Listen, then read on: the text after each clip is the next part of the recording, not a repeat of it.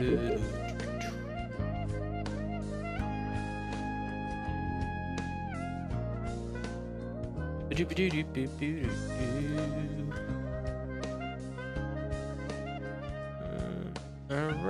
I think I'm ready to get going. Name of Twitch stream is... Okay, that's correct. Things are looking up here. Let me just tell you, things are looking up here. Open these guys up. I haven't read chat yet. Sorry if there's anyone in chat.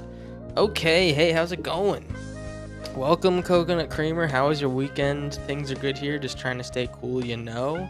Talking to himself. Welcome to the stream, Sammy Lawrence. Oh shit. Oh shit, man. I didn't realize you were cool like that. That's actually, I didn't realize that. It was my bad. How's it going? How's everyone doing, huh? Everyone having a good Tuesday? The Tuesday? It's a Monday. God damn, I kind of thought it was gonna be a Tuesday. Well, happy Monday. Happy Monday. I normally don't stream on Mondays, but I missed Thursday and Sunday. A little bit of a busy lad I've been, let me tell you. So, open this shit up. Let me let my little boy appear. Beautiful. Early Tuesday stream, very early. What's up? It's been a nice few days. I took a little trip with my friends this weekend, and I was ripping some tennis on Thursday, so I got home pretty late, so I was like, I'll just skip this one. So yeah, just been living my life, and it's been pretty nice. I'm exhausted. I'm still a little bit sauced, hungover a bit from this weekend, so a pretty lazy work day today. Maybe not lazy, but pretty slow. What are we brewing today? There's a couple thoughts. I want to start off the stream with a tier list. I didn't make this. Someone else made this, but I changed the name of the categories here. Alchemy Edge of Eternities. They spelled eternities wrong. I'm not gonna knock them though, because they made the tier list for me and put it on the cards. So I want to do that. I want to start with that, and we'll see how it goes. I'm gonna make a little video out of it. That's the idea. I was looking forward to your stream. Oh, Sammy, thank you. Yeah, I'm excited to stream. I'm very much excited for the stream. What's up, Zephyr? How you doing? Here, but watching the love from the beginning, so there's 3.5 minute delay. You watching the love from the beginning? Oh, the live from the beginning. Tango, welcome to the stream. You'll probably hear this in 3.5 minutes. Let me give you a little song. Welcome to the stream. We got Alpha and Foxtrot and Tango too. I'm gonna eat your ass, and how about you? How's that, guys? 27 acts for medication or Roboroid. I'll think about it. I have a deck ready for you. All right. What's up, Incorrect? How you doing? How you doing? Nice to see you. Nice to see everyone. Of course. We got the. Let's take a look. Let's take a look where we're at. We're at Diamond Tier 4. By the way, I haven't played ranked since last Tuesday in about a week. We're running out of time in the season. This is like the closest I've ever been to not making Mythic since I downloaded the game and got Mythic the first time. I think in the second or third season I played. But yeah, because I've always been a degenerate and just like grinding this shit. But yeah, I haven't been playing a ton of Magic, so I think it's time to play some Magic. Huh? Thank you for the W song. Let me take a look at the deck we have today. I do want to start off with the tier list though, because I've been excited about making a video for it. This is our deck. It's called Peeker's Advantage. Don't know why I named it Peeker's Advantage. It's just like a thing in like Fortnite and other shooting games. This is a goofy deck. This isn't a jumping token. This is a qualifier weekend token. So this is I can't even play on this day. It's in 5 days. I'll be at a wedding, so maybe I'll text Griffin. I keep forgetting to do that, but yes, maybe someone else can play for this for me, or maybe I'll play it on my phone during the wedding because I'm a fucking loser. Everyone's like, "Oh, dun dun dun," you know, playing Canon and D and shit, and I'm here fucking screaming at my phone in the corner of the you know, the cathedral, wherever the hell we're gonna be. How stoked are we feeling about Alk EOE? Dylan, I gotta be honest. I'm stoked about all of them. Some people are very like, "Ooh, I don't like this one because of this," or "I don't like this one because of this." I'm always pro new card personally, except for when they make new good is it cards. Then it pisses me off. How you doing, Dylan? Welcome to the stream, Hannah. How you doing as well? Yeah, this is a cool little deck. So this is starting to become a real thing. I don't know if my version is like very on par with what other people are playing, but this is basically a Simic kind of ramp charmer shell, except it's kind of got insane pieces. Vocalist plus green shell is absolutely absurd. You play green shell, you play vocalist, triggers twice immediately. Any other time you're playing some of their goofball creatures, you're double triggering their ETBs. You could double trigger Jill, you could double trigger Meringue, you could double trigger Leviathan, but you're also double triggering the green shell. It's fucking insane. I also kind of like this card a lot, Dream, Do, and Trancer. So we're gonna try this one. I think it'll be pretty fun. I think it's gonna be a good little deck. So yeah, I'm pretty excited for it. I think Tana's excited for it as well. Can I get a whoop whoop from the chat? Huh? Alchemy League. Have you seen the new anthology cards? Oh, not new. Sorry. I think you changed your name. What was your name before? Object. You changed it to Mr. Meow. Is that is that some subliminal messaging, man? Do you want me to start? Do you want me to read out your name and then that's like an extra meow that you get for free? Is that like the kind of big idea there? I haven't seen them. But I know they're probably pretty good. Wouldn't mind, good bit. Love it, except for Craterhoof. Hate closing out a game after I set up a bunch of fun Simic stuff. I'd be interested to see what other pieces people would like dig in this one, because I've been kind of like there's some pieces like I'm not crazy about Jill because it doesn't trigger green shell. I'm not like super crazy about having a ton of meringues because I there's tons of card draw with the green shells with the Dream Do and stuff. I think this might be a little bit overkill a bit. So if there's any other pieces in this one that people are excited about, let me know. I kind of look through it. Best one's probably another Riddler, but I just don't have the card right now. So, you know, I can just do Creature. Here, I'll do 4, 5, 6, 7. And that I'm looking for is like power less than toughness. I could put in Pearl Lake Warden, not my favorite card to be honest. Let's see. This is a good card, and I don't think it really works here. I don't want to put the Storm Shell in here. Like, yeah, I just like I'm not like super crazy about anything else personally. So, oh, you know what? I wanted to play Ouroboros in here. That's right. All right, so I'm gonna cut a meringue. I forgot about adding that. We'll cut a meringue. I'll put in that. Ooh, I could play Ice Till as well. The double trigger with Jill is nice. Yeah, it is pretty nice. I'm just not like crazy about the card itself. Great card to add. Yeah, it's a pretty fun card. So once the new 2 green enchantment that seeks lands every time you cast a creature revives, put 2 of those and place the Craterhoof and Meringue.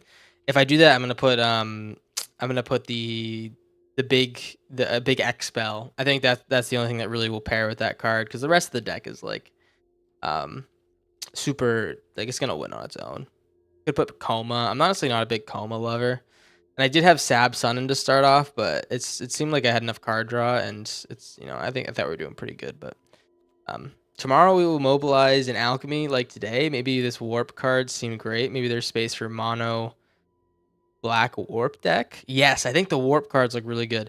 Let me talk about those cards. I'm gonna do a little tier list for you guys because I want to make a YouTube video. So if you want to chill around for that, we can talk about the cards together, or you can just listen to me ramble. This midweek magic last week lets you use the cards you don't own. I'm not a midweek magic guy, but that's pretty sweet, man. Gene pollinators. All right. Gene pollinators. Is that the 1-drop? Yeah, man. I don't know about Gene pollinator personally, but it's not my thing personally. But I appreciate that you were going for Gene pollinator when other people were telling you not to. You know. So, basically, let's open this shit up. We have. Let me explain the tier list. Welcome. Let me explain the tier list. This is an Alchemy Edge of Eternity's tier list. I didn't make the tier list. That's why it's misspelled. I would never misspell it, guys. I'm not someone who's likely to misspell without getting really anxious about people noticing. All right. But I appreciate the man who made or woman who made this tier list. Okay.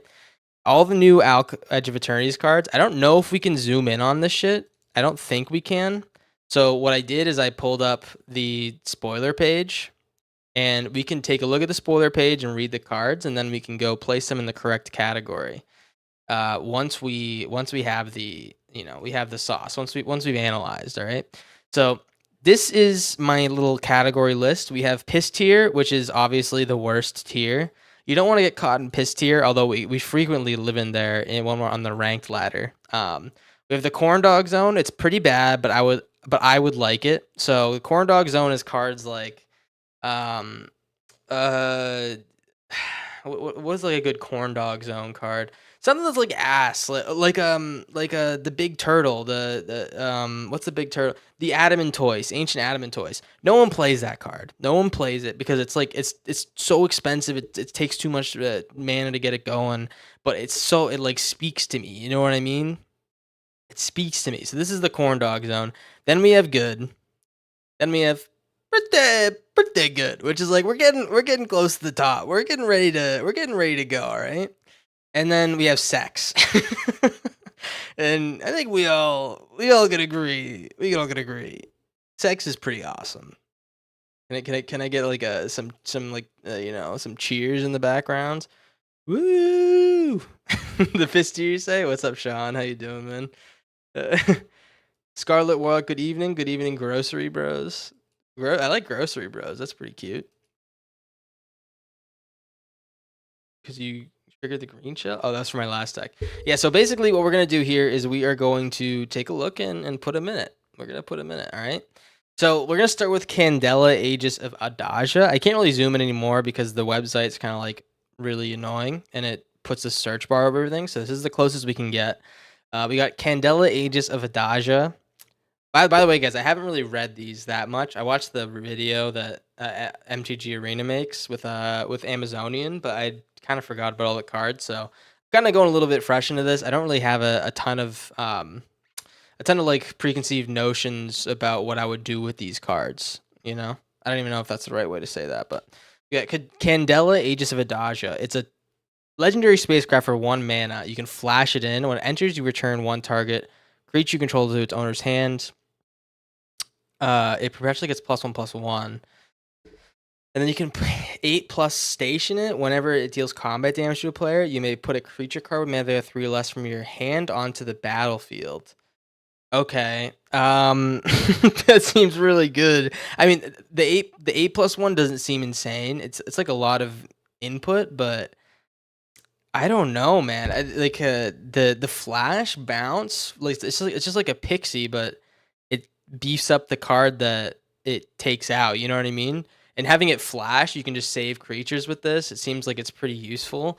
I think I'm gonna hate this card. I gotta be honest. I think I'm gonna hate this card, but I think it's pretty good. I wouldn't say it's pretty good, but I would give it pretty good. So I'm gonna put Candela. Where the hell is it?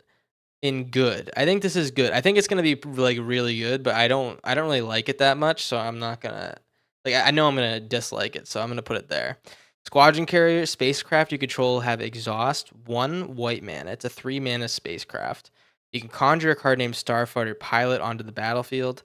I don't have the conjure stuff. And did someone find that for me and put it in the chat?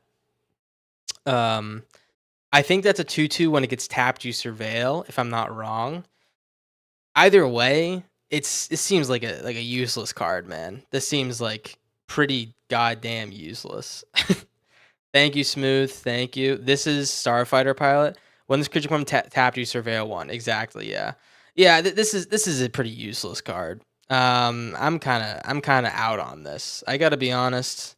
It's an uncommon. Normally the uncommons are pretty good. This is piss tier, man. I'm not even interested in looking at this card ever again. Arena Anthology is awesome. Sliver one is clearly made for Brawl. Yeah, the Sliver card, we're going to get to that one, but it is pretty good. It's pretty brawly. Candela enables a Bant self-bounce deck with frogs. Probably ass, but very fun. Corndog to your deck with pretty good new card. Yeah, it's just not my style, man. I don't love like the I just hate pixies. That's why I kind of put it in the good category. Okay, it's pretty good. It's pretty good. It's gonna be a good card. You know, it's gonna be a good card. It's just like I'll take your advice, my axe. How you going? How you doing, by the way? But I just don't. It's just like not my kind of thing. You know. We got Stoic Star Captain. So each creature you control crews, vehicles, and stations permanents as though it were power 1 or greater. You can exhaust to seek a spacecraft card. Hmm. What do we think about this one? Stoic Star Captain. I don't know how I feel about this. It's if you have like one really impactful spacecraft card. So like if you're playing with a bunch of those spacecrafts that you play them, they destroy land, and you're having trouble finding them, and this is like an early game 2/3. Like the power toughness is good for 2 mana. I wouldn't say that the crewing is that good. I wouldn't say that the crewing's that important. That part of the card. I'd probably yeah. It's a tutor for a specific card. I think, but there's like other cards that can do this, obviously. But yeah, it's a 4 mana tutor. I give it like I give it like a good, to be honest. I'm not like a super all in on this idea. It's probably gonna be in a good deck. It's one is a bunch of cards. By the way, guys, I'm awful at this kind of stuff. Wait, is this not in here? Oh, here it is. I'm awful at determining what's gonna be good or not. To me, this just doesn't seem that exciting, though.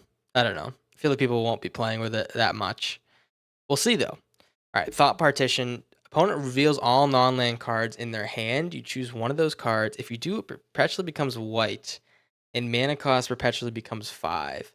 I was thinking, wouldn't this be awesome if you could do this to yourself and play Omniscience from your hand for 5 mana? I don't think there's a way we can do that unless we make the opponent heist us and they look in our hand and we have all lands and only Omniscience.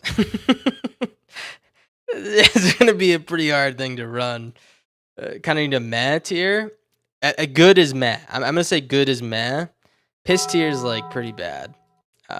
Yeah, what's up, Twistiverse? Thank you for the follow. Welcome, Kami and Fabio. How we doing? Yeah, Thought Partition. I'm gonna be on. I think people are gonna like this card. I think it's gonna be pretty good. I don't think it really affects me personally that much because a lot of the decks I play are very high mana value. It might be decent against aggro. I just don't like. It just seems like a 1 mana. It's like you spend a card to make something cost more, but you don't get rid of it. It's like and you don't get like a creature. There's certain cards like that increase the cost, like stacks cards. This thing isn't really easy to like add on to the effect, though. I'm not really like super high on this one personally. You think Thought Partition is in the sex tier, Zephyr? Oh, sideboard. Yeah, this could be a good sideboarder card, Jamer. I think that's right. What's up, Twistiverse, and sub to YouTube for a minute? Somehow didn't have you on stream. SMH is right, man.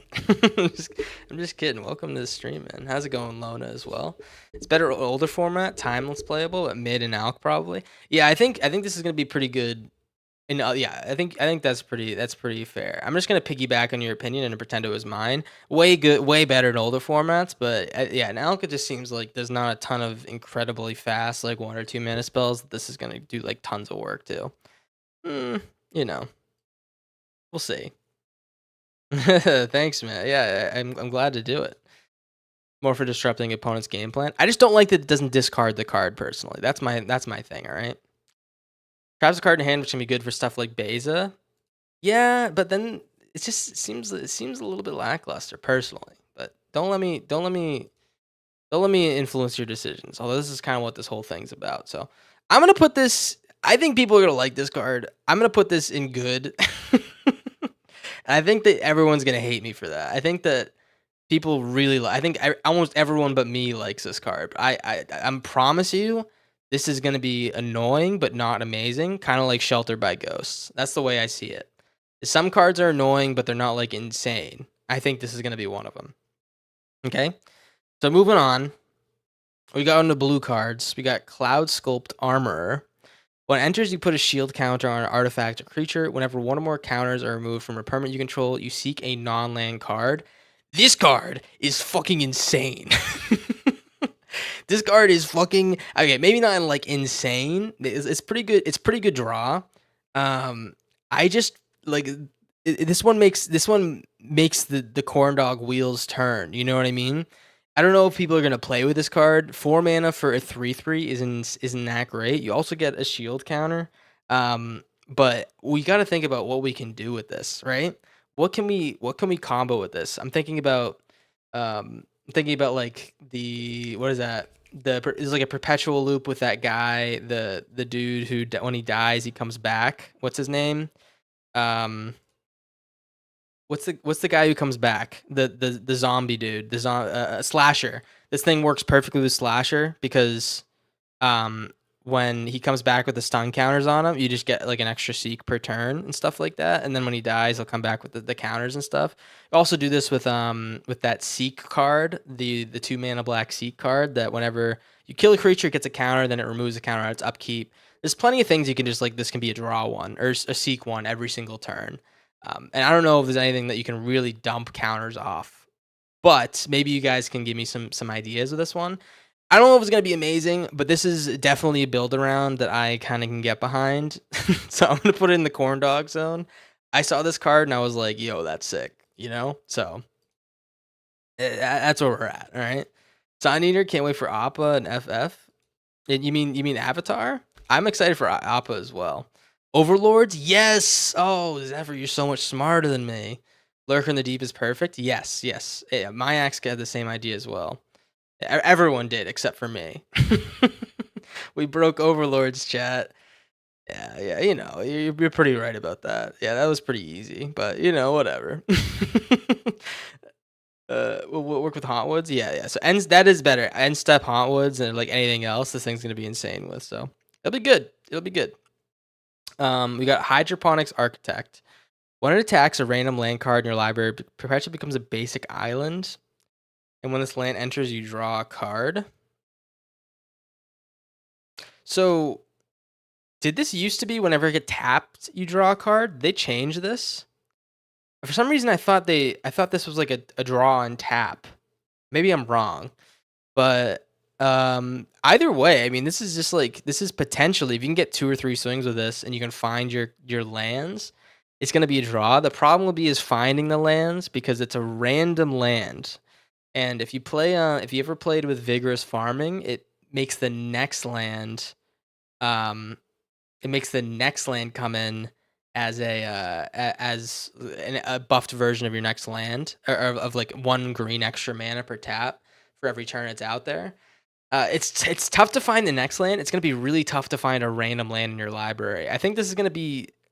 You need a long game for this to work, is kind of what I'm getting at. You need a really long game for this to work. Is it going to be very useful? I don't think so. I think it's like a pretty all right card. I could be wrong, but you just have to find that land, which kind of bothers me. Does it make it an island? A basic island edition? I kind of like that it makes it a basic island. I think that I might give this one like a good. I don't think it's piss tier. I think it's like it could be decent. The landers will find it. Yeah, if you have like a basic island deck, like a mono blue deck, this thing will be good. You can search for basics with the landers and stuff, or anything else that search for basics. I think it could be good there, but I'm just gonna put it in good here. I think it's pretty narrow. If wilds aren't an issue, what deck would you recommend for someone getting into alchemy? You can only play standard right now. It's kind of cringe right now. I would personally make a deck with, because you don't have a lot of wild cards. But you said if they are an issue. If someone getting into alchemy right now, they want to make a deck, I would make a deck with Fountain Port Charmer, because it's a very specific to alchemy mechanic, and it's really fun. It's my favorite thing, but also you can pretty much put that in a deck with a bunch of standard cards and only spend uncommons on it. That's my suggestion. That's what I would tell someone. It also depends on what kind of deck you like to play, but that would be my go-to. So yeah, moving on. I didn't realize it makes a land basic searchable. Oh, it turns it into a basic? Oh, yeah, wait, never mind. Okay, wait. I might change that actually. It makes it makes you draw a card. You need to put it in good, all right? I'm putting it in good. You guys are trying to convince me this card's good, but I keep it in good. I'm gonna be honest. Machinist Dismissal costs 1 less to cast for each artifact you control or each artifact card in your hand. You get to counter a non-creature. Okay. Um, you guys mind if I be like a fucking loser and say that I don't think that this card is going to be as good as we think it is? Does anyone this is going to be good. It's going to I'm just going to put it in the good tier. It's pretty good. It's pretty good. I have to remember I have sex tier that I haven't even explored yet. Where is this card? Is it in here? I don't think that they have the. Oh, here it is. I'm gonna put it in pretty good. I think it's pretty good. Yeah, it's like it's one less cost. If you have like it tells the opponent information. It's like okay, I have some artifacts in my hand, but if you're playing an artifact deck, it's kind of like who the fuck cares? You know what I mean? Um, yeah. Anything you discount, like you could 1 mana counter a spell. It's gonna it's like a spell pierce kind of, but like a little bit more, a little bit more permanent. I don't know. I kind of dig it a little bit. It's just like I think I'm gonna grow to get annoyed by this card. It is whatever, It's whatever. I think it's pretty good. All right, you didn't play Mono Green Charmer. Charmer. Oh yes, exactly. Charmer will make you love Mono Green. That's right. You got the deck to top 10 with a deck that have Charmer in it. Yes. Yeah, my top 10 deck was with Charmer, so that's also why I like it. Have 4 artifacts would be better than negate. I think it's going to be pretty easy to get 4 artifacts, especially with the ones in hand. I think it's going to be at least most of the time on par with negate. I personally I think it's going to be most of the time on par, maybe sometimes better, maybe a little bit worse, but in any case, as long as it's like a 3-mana counter, I think it's pretty decent. So, moving on, we got Network Marauder. This one, it enters, and whenever another artifact controlled mana value 3 or greater enters, all artifact creatures and spacecraft cards you own perpetually gets +1/+0. The keyword here is own. If you don't play a lot of Alchemy, you probably wouldn't think about the own word, but own is everything in your deck and I think everything in exile that you own that you control as well, and everything on your board. So this basically beefs up all your artifact cards +1/+0. You get to play this twice and make it like a 3/2, and anything that follows is +2/+0. I think this is like you're playing in. I don't think it's as good as like synthesizer, because it seems like a synthesizer replacement to some degree, because you want to play a bunch of artifacts mana value 3 or greater, but this is a lot harder to use than Noctimun, which had the same kind of deal. Noctimun it buffed all your creatures to mana value 2 or less. You have to have big artifacts in your deck, plus you have to have a lot of artifact creatures that are easy to cast. I think this one's a little bit harder than the other one, than anything else that we've seen similar to this. It is cool. You can make some fun little decks around this. I got to give this one. A good tier is going to be crowded. I got to be honest, guys. Good tier is going to be pretty crowded. I'm putting it in good. I'm not like in love with this card personally. Okay. All right, black is probably the most beefy one. I got to be honest. I might have to put some of these cards together because they put like a theme in black, and it kind of all to go together. So the theme revolves around Cancer of Refrain. It's a 1-mana black human pilot. It's a 2/1. It can't block. When you cast a spell for its warp cost, return this card from your graveyard to the battlefield. It perpetually gets +1/+0. So, nice sack outlet. You can keep warping things. Black already has some good warp cards. There's the Peregrine guy. The Peregrine guy, basically, you play him, something gets +2/+0. When it dies, it comes back, and you can warp that for 2 and then play it later for 5. If you have a warp deck, this thing will go nice. You can keep playing it. You can sack stuff. You can play Sephiroth with this. It's a pretty decent card. For 1 mana, this thing is going to be a pain in the ass in the right deck. I'm going to put this one by itself. It's good by itself. All right. We're going to move through this kind of as like a little story here. We have Gravitic Herald. When it enters, you seek a non-land permanent card with mana value 3 or less. That card gains Warp 0. You lose 2 life. Wait. Sorry. To answer your question, Twizzleverse. So own wouldn't count something that was Cruel Claw heisted. It would. It would because you own that card. Oh wait, does Cruel Claw heist? No, it is. That's a standard card. Yeah, you steal that card. You own that card. Yep. So when you used to play spells that like that big dumb bird, the one that made cards cost 2 more, and then you put it back to its owner's hand, it would go back to your hand even if your opponent heisted it and grabbed it and pulled it back. So all the own cards are the same way. This card here is not an own card. I'll get back to this. It's a 2/4 lifelink for 4. That's pretty. I like that body. I don't think it's amazing, but on top of that, you get to cast them for 3 or less for 0 mana. You do lose some life, but I think this one's pretty cool. It works with Canter, right? It works with Canter. You get to start warping things, bringing back your Canters back. It's a free warp.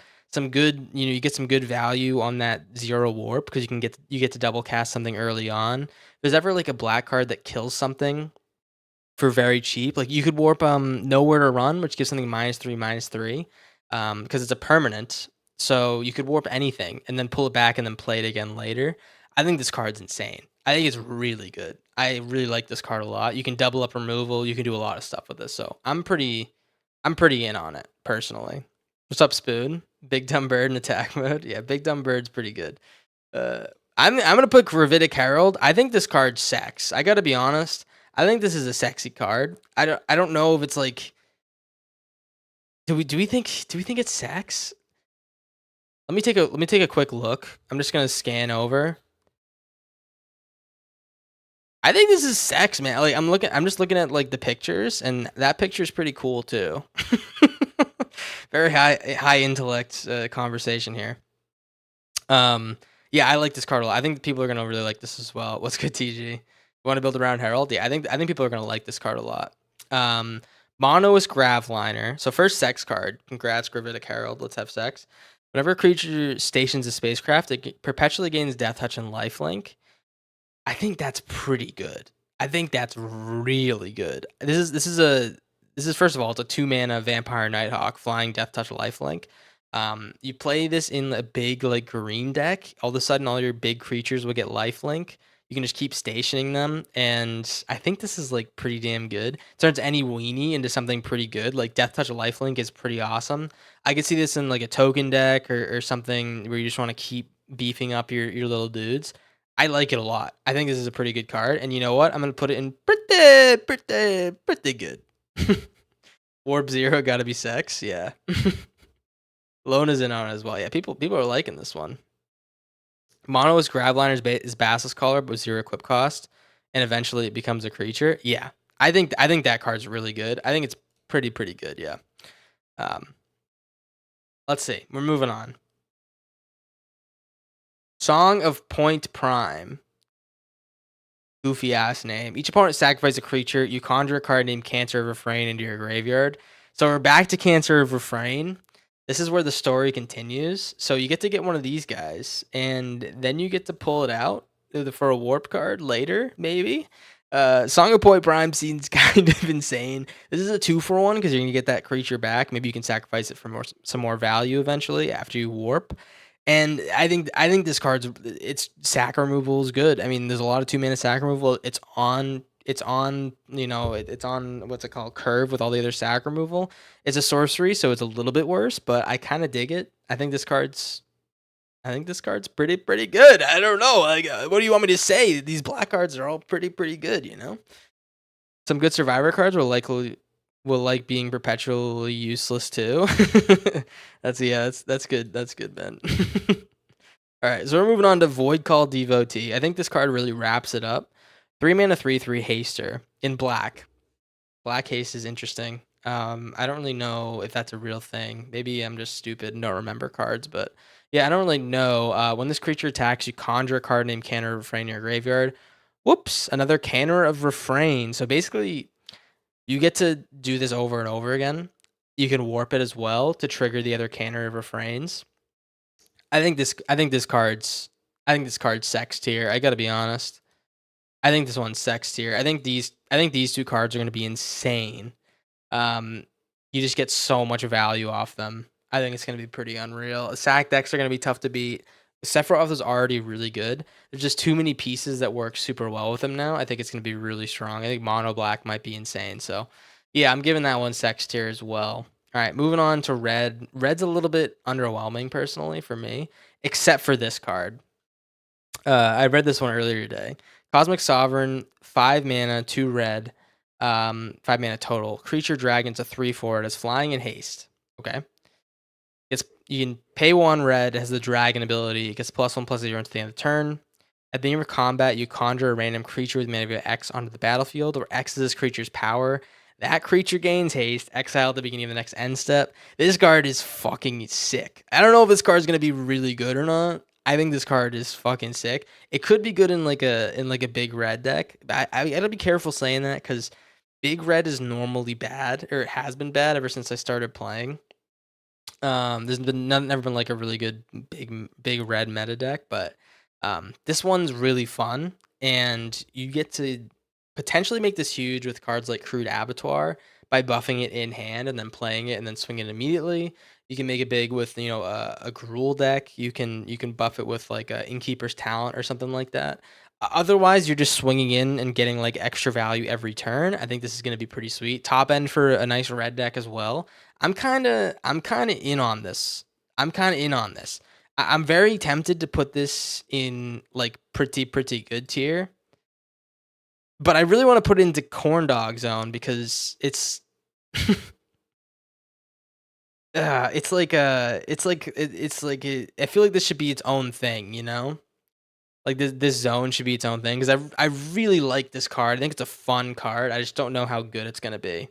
Yeah, you agree? You guys agree in Corndog zone? Okay, all right. I'm in on this one. I'm in on this one. Cool. This is Corndog zone for real. All right, we have Caveron Consumed. You may put an artifact or creature card from hand to the battlefield. It perpetually becomes an artifact creature with base power and has 4/4 and gains haste. Thank you, Midnight Paladin, for the follow. I appreciate you. Thanks for stopping by. Sacrifice at the beginning of your next end step. So basically, this is like a you get to cheat out a big creature or something or an artifact, and then you get to like shoot it in there. 4/4 gains haste. Doesn't have any abilities. The only card I can really see this working with is the big cactus card. You guys know the big cactus card? What's it called? Big fucking cactus? Is that what it's called? It gets plus 10,000 plus 0 when it attacks. This is a nice way to cheat it in and like swing for lethal instantly. Only problem right now is that it doesn't get anything else. So if they have like a 1/1 blocker, this thing just does nothing. And you need this one plus the cactus in hand to really do it. I think it could use a little bit of juice to make this deck a little bit stronger, make this card idea a little bit stronger. Yeah, Jumbo Quacktor, that's right. But yeah, I'm not really loving this one too much personally. I think it's pretty niche and I think it's pretty bad. This one goes in the piss tier. For a rare as well, I think it definitely goes in the piss tier for me. You can get an Ardent in the graveyard while still reanimating something. Can art whilst Oh, I see. I think it's still like 5 mana. It's too much. Like you'd be able to do that for 4 mana with a graveyard deck. You know what I mean? It's just like it's a lot to make this card work. Yeah, I'm gonna keep getting pissed here. Personally, this is not my thing. Mind Security, 2 mana, Trample Kavu Soldier. So we got more Kavu synergy. I think there's one of the cards in like the regular set that cares about that. When it enters, you conjure a card named Flanktongue Kavu into the top 8 cards of your library. It perpetually gains, you may pay 0 rather than pay this spell's mana cost. So if thank you. Thank you for the sub. You think the new alchemy set looks boring? We can think different things. I still appreciate you, but yeah, I personally I like new cards. For people who don't hear me say that all the time, I think it's pretty fun personally, but we'll see how it plays out, right? This guy, I mean, Flametongue Kavu, what does that do? It deals 4 damage to a creature when it comes in. That's what it does? Can someone remind me? If it deals 4 damage to any target, I think. And it costs 0.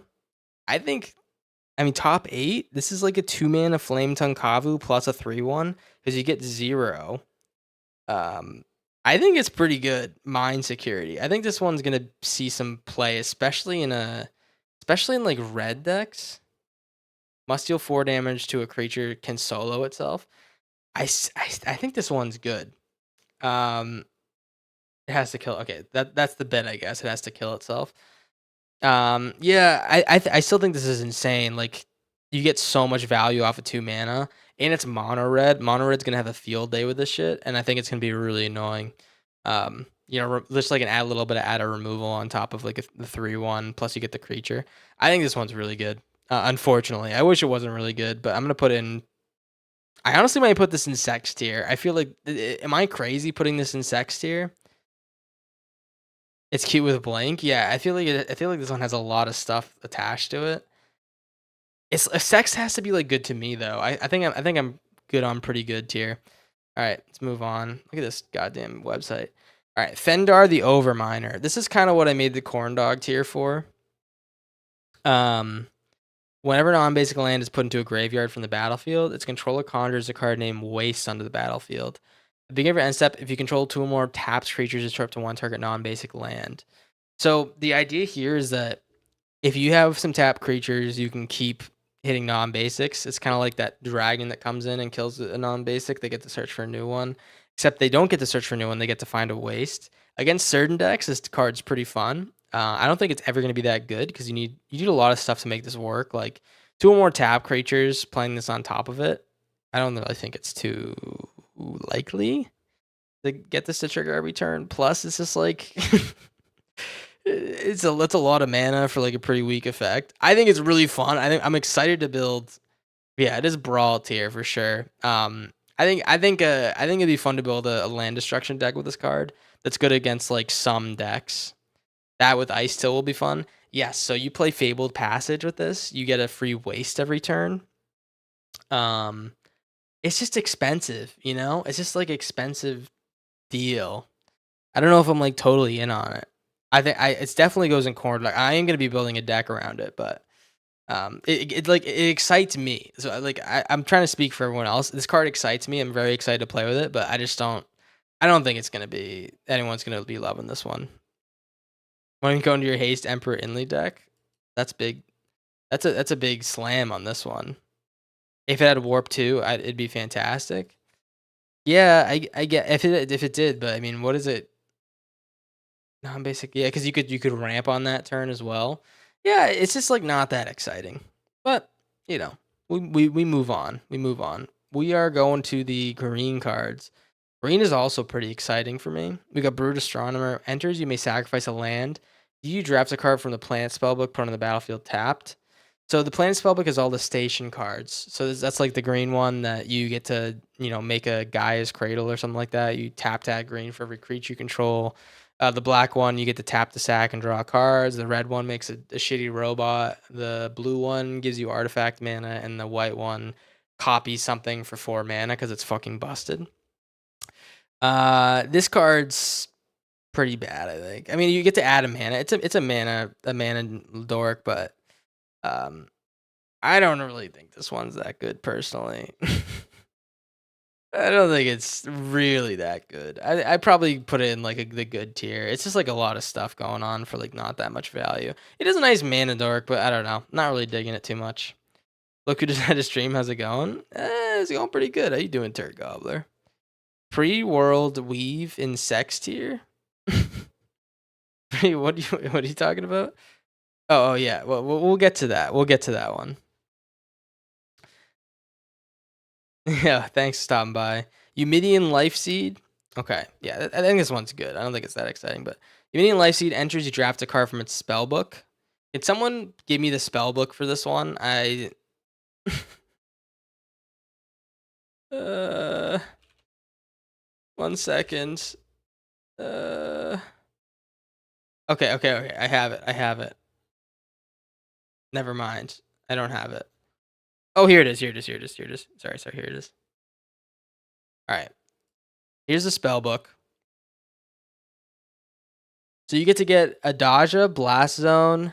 So Adaja's the planet. We get Blast Zone, Cascading Cataracts, Contested Wars. So just a bunch of lands. Nesting Grounds, Mutavault, Caveron. Yeah, we don't even look at lands. We're not like losers, right? 5 planets, 10 rare lands. Yeah, this is it's basically you get to search for land with this guy. You can tap to add one mana of any color. It's the fact that this is only on land sources is kind of sad, but this is like a nice kind of little trade, right? You get artifact presence as well for 1 mana. I think this one might be kind of good, especially if you're really excited about certain lands. I don't really know. I'm gonna put this in good. I honestly like don't really have too much thoughts on this one.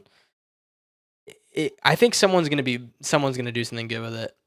It is a 1 mana rock, but it's just for lands. I don't really know how I feel about that shit. We'll see.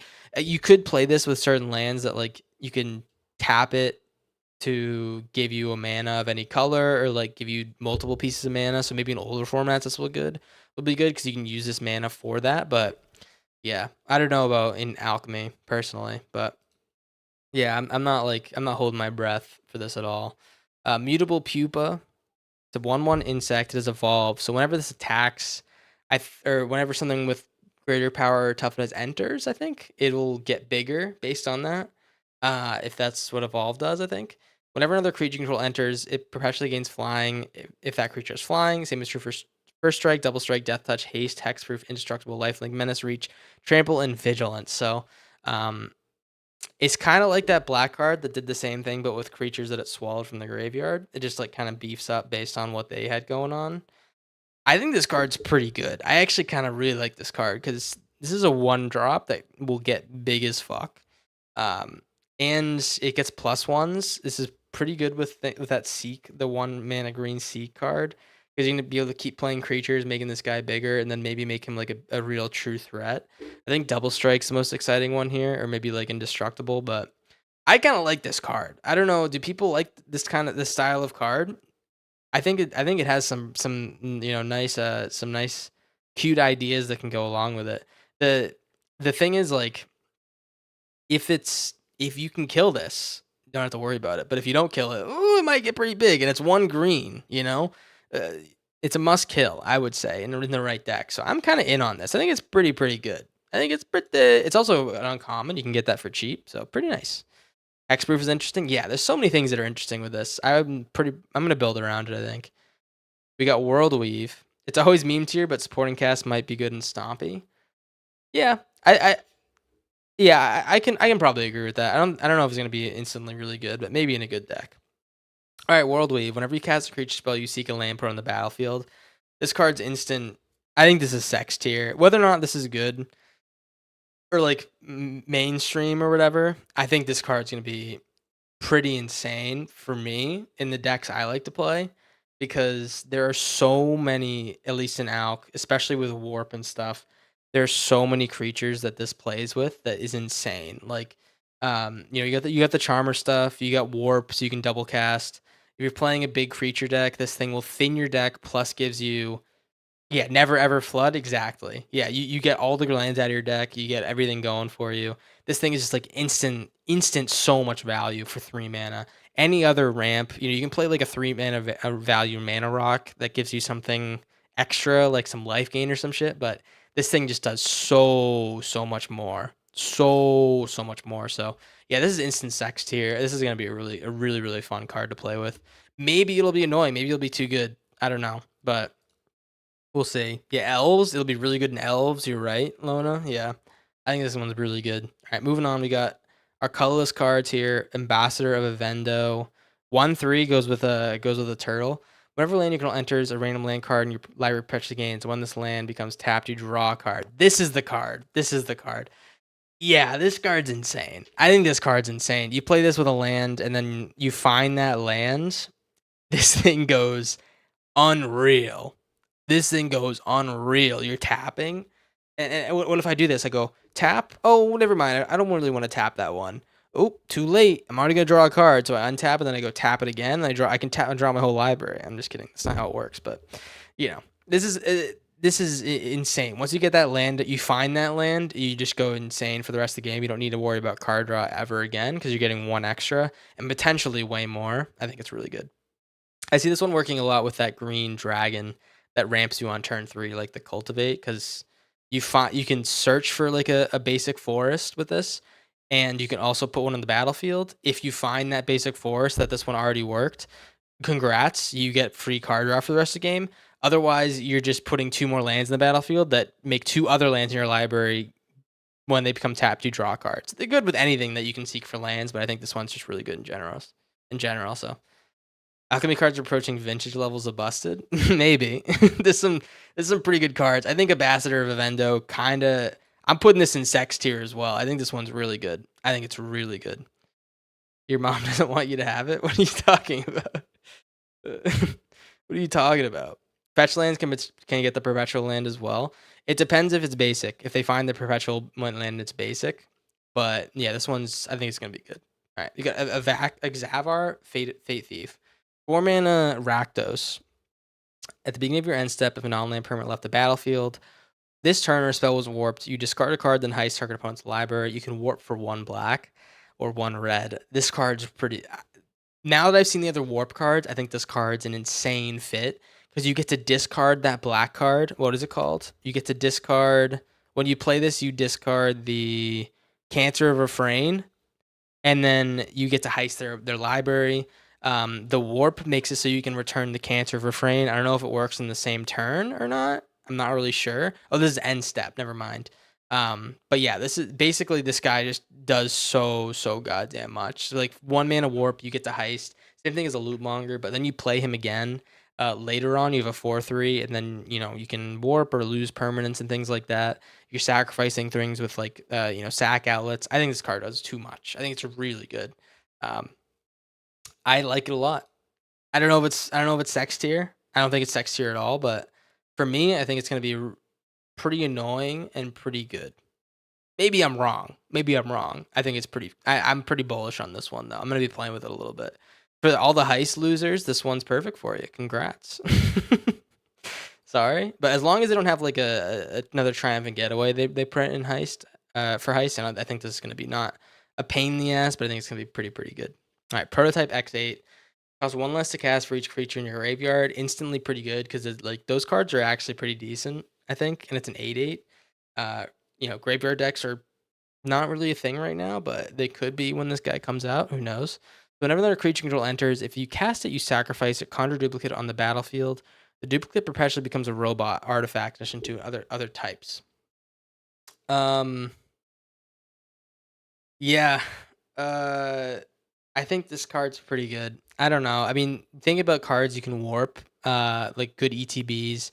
I'm thinking about like overlords. I'm thinking about the red overlord in particular. You can play it and then you get to kill something or like deal 4 damage or something, and then it goes to your graveyard. Maybe you want more cards in your graveyard, and maybe you want to reanimate it, and then you can just get another free copy of it. I think it's just like really good with ETBs. I'm be excited to see it with Sin as well, the big Sultai card that lets you replay stuff when it enters. So much exile for it to be in Smexy tier. You think so? I don't think people are playing a ton of exile right now because it's just not like graveyard decks aren't really a thing in alchemy at least. I don't know about in other things. I think it's pretty good. I really like the card design. I think it's pretty cool, but I don't know if it's gonna be instantly really great. We'll see. It could be, but I think it's pretty good. Pretty good tiers, getting pretty. You guys see how I look at these cards, by the way. I go into sets pretty bullish, and then I realize that a lot of cards I was excited for were terrible. So we'll see how it pulls out. But this is a card that's really flashy that I think is gonna be bad. So sliver cards in your hand have a warp 3. When sliver creatures enters, sliver creatures you control have one. This creature enters, you conjure a random card from its spellbook in the top 10 cards of your library. Then you draw a card. I don't really know. Does that apply to this card as well? Can discard the standard legal warp card too. Yeah, that as well. Yeah, there's a lot of warp cards in standard for black that work with that card as well. But yeah, I don't know how Sliver Weftwiner kind of fits into the picture here. It's like it seems pretty fringe, man. I mean, conjure a random card in the top 10 cards of your library. Traditionally with these kind of cards, you like there's this mono green one that made snakes and stuff. It's just like this. You're not gonna find that card. And is this thing gonna be alive when you play it? Like, you really need to get really lucky on, like, the conjure location of this for it to be pretty good, you know? You need the tiger for that guy. Yeah, you also could play the tiger. The warp does make it a little bit more promising, but I don't really like this card. I gotta be honest. It's it seems like it's too much. There's too much to go right here. You're not gonna find the sliver in the top 10 cards of your library, and then activate this ability because this creature has to be alive for you to activate that ability. Yeah, oh, they also have a warp 3, I guess, but yeah, it's just a lot to happen here. I don't really dig it that much. I'm gonna put it in piss tier. I I like the card. I think it's a nice card, but it's just too much for me. I don't really love these 5 color spells, especially since Joda the Unifier was around. I hated that card, but I also kind of liked it. But I kind of hated it because everyone was really good with it except for me. All right, we got Val Maroon Surveyor. Does everyone agree with this one? By the way, does everyone think I'm tripping? Does anyone think I'm tripping on that one? That that the sliver is gonna be bad or totally pissed here? Okay, yeah. Yeah, I think it's pretty pissed here. We'll see. But a Val Maroon Surveyor, people are very high on this card. It's a 2/3 vigilance. When you discover, you investigate, scry, surveil, or seek one or more cards, deals 1 damage to each opponent, you gain 1 life. Little pinger here. Uh I don't know if there's anything that's like a repeat scry or surveil in Alk. It's someone could tell me if that's a thing, but obviously the easiest one in Alk right now is gonna be scry or surveil. I guess seek too, but um it's just, like, doesn't seem like it's an 2/3 vigilance is good too. I think this is a good card, by the way. I think it's a good card. I'm just, like, I'm coming into this thinking about how people are, like, talking about it. People think this is, like, the next coming of like, Barry Bonds or something like that. Well, I really don't think that this is Barry Bonds. I think it's more of, a Bill Buckner, you know? I think it's more like a Bill Buckner. S I think it's good. I think it's good. Like, 2/3 vigilance is good, but, it's in the pros, but maybe it's not like maybe it's not using the juice, you know what I'm saying? I'm gonna put it in good. You think I could break it somehow? It's the next coming in historic. I think it's good like this is an Alk tier list. I don't think it's really insane in Alk. I could see it being really good in other formats. It's just I don't think it's gonna be that great here right now. Maybe potentially in the future. It's in AAA but can't hit a curveball. Yes, exactly. Exactly. All right, we got volatile orbit. Yeah, people watch this video, they're gonna disagree with me, or I'm sure some people are disagreeing with me right now in the chat, but don't want to make me sad. All right, we got volatile orbit. When it enters, if you control a planet, it deals 4 damage to any target. Pretty good. Sacrifice enchantment, conjure a card of your choice from the planet's spellbook onto the battlefield. Tap with 8 charge counters on it. It's not better than Pocky, right? I think this card's pretty good. I mean, the planets, it's a little bit hard to play planets in your deck, like a lot of them. I guess there's some planet spellbook stuff that you're going to be excited about playing. I don't think that the spellbook, any of the spellbooks are really going to take off in this one. The 4 damage any target for 2 mana is great, and you could sack and get some value after that. On top of that, though, I just don't think this is like a 2 mana removal spell. I think this is like a 2 mana removal spell you could maybe play on turn like 4 or 5 or like 3 or something. It's just it's a lot that has to go right here, in my opinion. We'll see if people make me hate my words, but I'm gonna put this in the piss tier. I don't think anyone's gonna be playing with this one. It is like on paper, this is good. You get removal plus you get to is ramp plus removal. I just don't think that it's like you're always gonna have like this. You're not gonna always have the removal available because you're not gonna be playing tons of planets. Removal when you need it, ramp when you got space to breathe. I just don't think you're always gonna have a planet available for this thing, and it might be like a dead card in your hand at some points. Like at some point, I can imagine myself playing this card just to get the ramp and just forgetting about the 4 damage because I couldn't find a planet before that. That's my opinion or my prediction. We got Visa Orbital Overseer, the Bant card for 4. Jellyfish Advisor, great creature type. Thank you. Flying Vigilance. When Visa enters, parents fucking hated him, by the way. gave him the worst name or the hardest name to pronounce. Maybe not the worst name. It's kind of cool, but conjure card of the choice from the planet spellbook onto the battlefield. Fuck you, planet spellbook. I'm already talking out against you. Whenever you attack, you create a lander token. It becomes a 2/1 artifact creature and gains flying. As long as like the whenever you attack is nice here. I think that's nice because you get to keep making more dudes on attack. It doesn't have to be this guy attacking. Really good body, flying vigilance. I think that the ETB is pretty good. I actually kind of like this guy. I read this before and I was like, it's all right, but it ramps you, and then you get to make creatures that are also rampers. You can block and sack and stuff. I'm kind of in on this card. Is anyone in on this card, or is it just me? I think it's pretty good. Vivisa, Orbital Overseer. Yeah, it's a little ramp, a little bit of everything. Whenever you attack with that Sarah Angel tech, it's kind of sweet. Yeah, it doesn't even have to be this guy attacking, though. So you can do this with anything. I think it's 4 mana ramp, plus then you get a lander same turn if you're playing something that can get in for an attack. Yeah, I kind of dig it. I'm going to put him pretty good. I don't know if it's sex. I don't think it's sex at all, but yeah, it's pretty good. All right. Last 2 cards, we have Drix Interlacer. 1 mana starting intensity 0. Like the first few words on this card, by the way. That sounds exciting. Whenever another artifact control enters, this artifact intensifies by 1. You can tap to sacrifice it, draw X cards, or X is half this artifact's intensity rounded down. A little bit underwhelming. I don't think you're going to be playing a ton of this in your deck.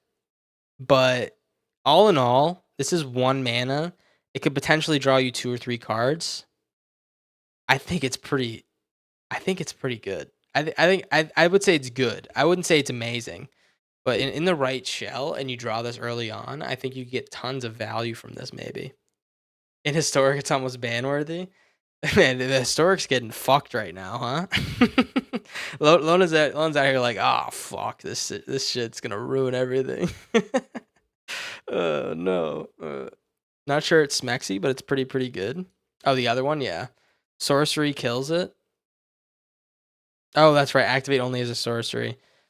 Yeah, that line is pretty important actually. I think that I'm glad they put that line in because this would be such a piece of shit pain in the ass card to get rid of or to deal with if you couldn't get rid of it on sorcery speed. Yeah, I think I'm gonna give this one like good. We'll see how it plays out. I think it'll be really. I actually think it was gonna be pretty good.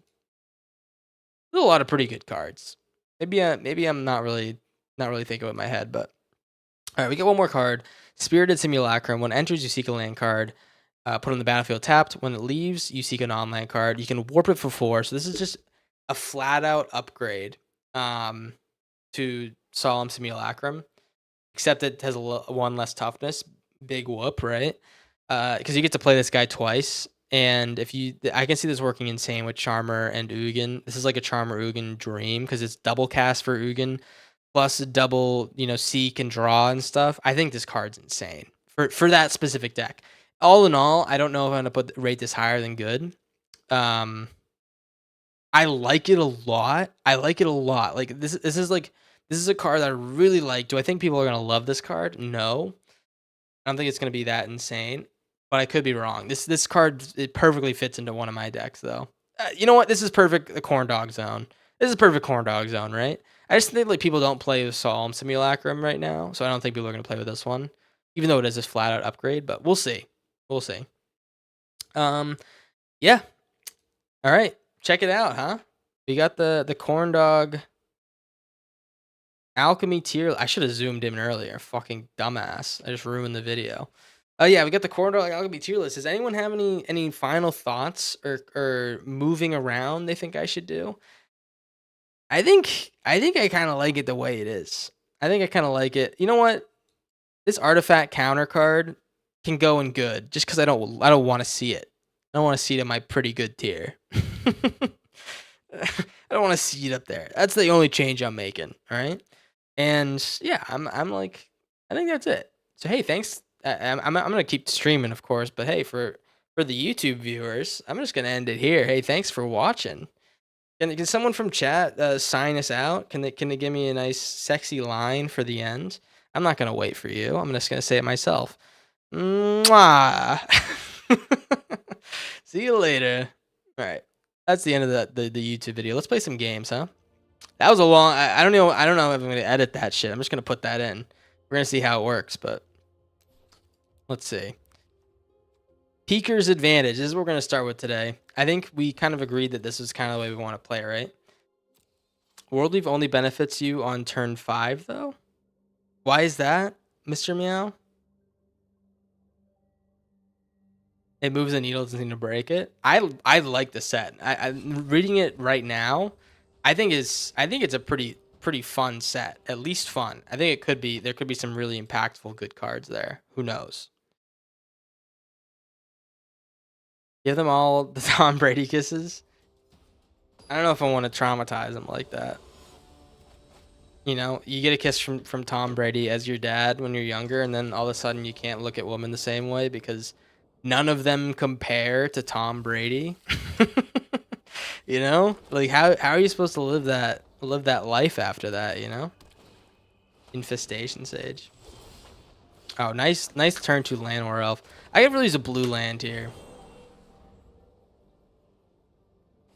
Do any of these in the decks you already run? Yeah, plenty. I think plenty. I don't even really need to think about that one. There's so many of those cards. Like World Leaf goes to a bunch of decks. That's the only one that really comes to mind. But definitely there's some more. Just trust me, all right? There's tons more. You know what would be really good here is if I could hit a blue land.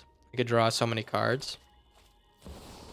Late on turn 3, lands come in tap turn 4. Oh, I see. Oh, you're saying you get the mana later than that. Yeah, that's fair, but do I really mind? Like it's like a big mana type deck, you know? That's what we're working with. Like it's gonna be a deck that's good with big mana. So might not be 4 decks that need to like get the mana fast earlier. It might just be like kind of like a go big deck, you know? I'm in on it. What have you been up to these days? I had a pretty nice weekend. I've been playing some tennis. I took a little baby trip with some of my lads. Other than that, you know, just doing my thing, working. How about yourself, huh? How's everyone doing? That was a long little segment we just did there on the stream. I normally don't make YouTube videos on the stream, but you know, I was excited about doing that for a while. All right, Sephiroth. I think I'm gonna attack with everything and hold up Aetherize because I feel like he wants to activate this Sephiroth. He's gonna swing with a bunch of things. No, he's not. Okay. We could summon Leviathan in the future. I think I'm gonna Aetherize. So let's attack with the green shell. Attack with the green shell. I anticipate a big swing. I don't think he's gonna attack with like a tiny little guy. Are you gonna talk about the new anthologies too? I didn't. He gets a swamp every turn. This fucking bitch. Let me. Can someone show me the anthology list? Someone put in chat or something. Okay, they sacrifice all their creatures. Rounded down. Okay, so he's gonna gain a bunch of life and shit. We just lose Charmer here. I kind of want to keep the Llanowar Elf. He flips Sephiroth.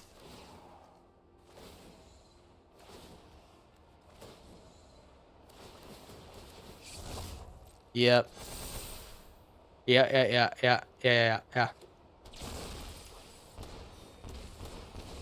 Alright, so he's flipping. He swings. We bounce. He's got a 9/9. We can play the Meringue next turn, maybe. Oh, we can't.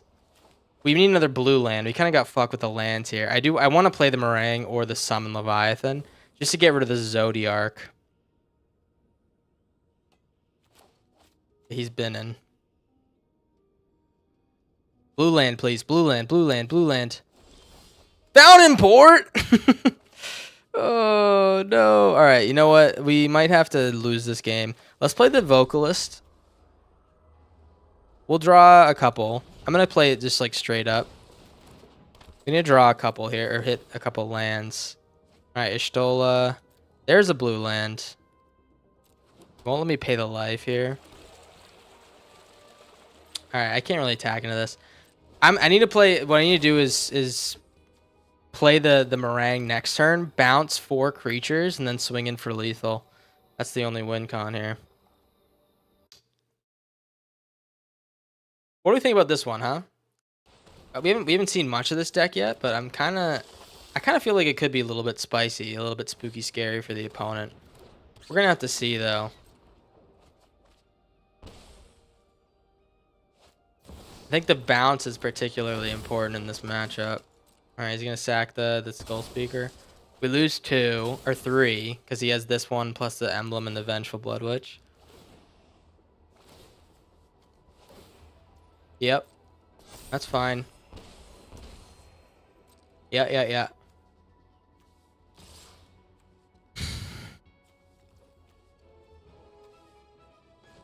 Maybe I make a treasure and block with the Llanowar Elf. That's probably nice. I'll make a treasure. Oh, wait. 4, 6, 11, 13. We can't kill him next turn if we hit 2 lands. All right, let's make a fish. Block. You swear Fountain Port loses you more games than it wins? You talking about me in particular or in general? Yeah, probably me. We do lose a lot of games via Fountain Port. That's true. All right, there's an island. Okay, so I want to play the Ishtola here, but Meringue goes kind of crazy. We get to bounce this whole board. We double bounce both of these guys. Hopefully we hit 2 lands. 1. Oh wait, we only need 1. Okay. Swing in with the gang. Okay, wait. Are we doing it? Where can I see the spoilers for the Alc set? Goliath, it is... Oh. What? He has a lot of creatures in his graveyard. Okay, whatever. I thought we were gonna win there. I was kind of excited. I think what was the website I was looking at? There was this one. Here, I'll put it in chat for you.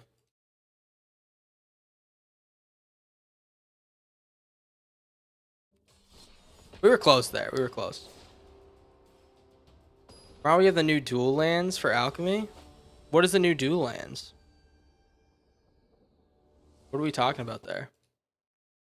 I feel like we have a bunch. I feel like we already got new dual lands, right? Or the check lands that aren't exactly new. I'm gonna keep this one. It's not like the best hand of all time. The check lands? Yeah, I thought we already had the check. Am I stupid? Didn't we already have the check lands? Or am I like actually stupid? All right, land. Just don't have hardened bonds. Anything but hardened bonds. I'll take like a big ass dude swinging at me.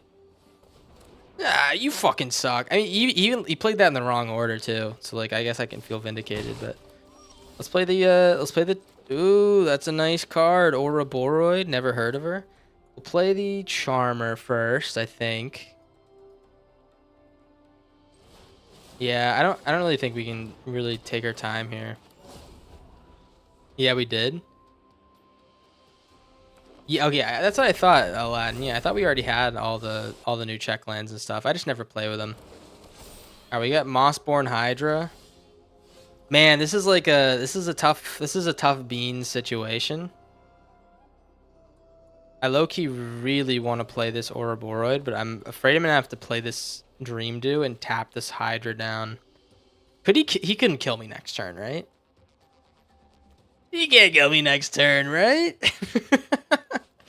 There's no way this guy can kill me next turn with the Hydra. This is You're not stupid, just a loser. That's the kind of It's the kind of chat that I appreciate. All right. I don't think he can kill me off this. I don't think there's any card here that can do it. Warden of the Grove. Okay. Nice. Okay. Sweet. Yeah, we're not dead. We're going to let him do his thing, I think. You know what's kind of funny? You know what's kind of funny? We can kind of rip shit here. I can play the vocalist and then double tap down his creatures with the Dream Dew. That seems actually pretty decent. Let's do that. Yeah, let's play the Dream Dew. I could also tap down our vocalist because it's going to go. But I kind of want to swing in for some damage here because everything's going to be kind of bigger. No, I low-key want to just tap down the vocalist and draw some cards. I'm so greedy. We can take our time to like beef up our guys too.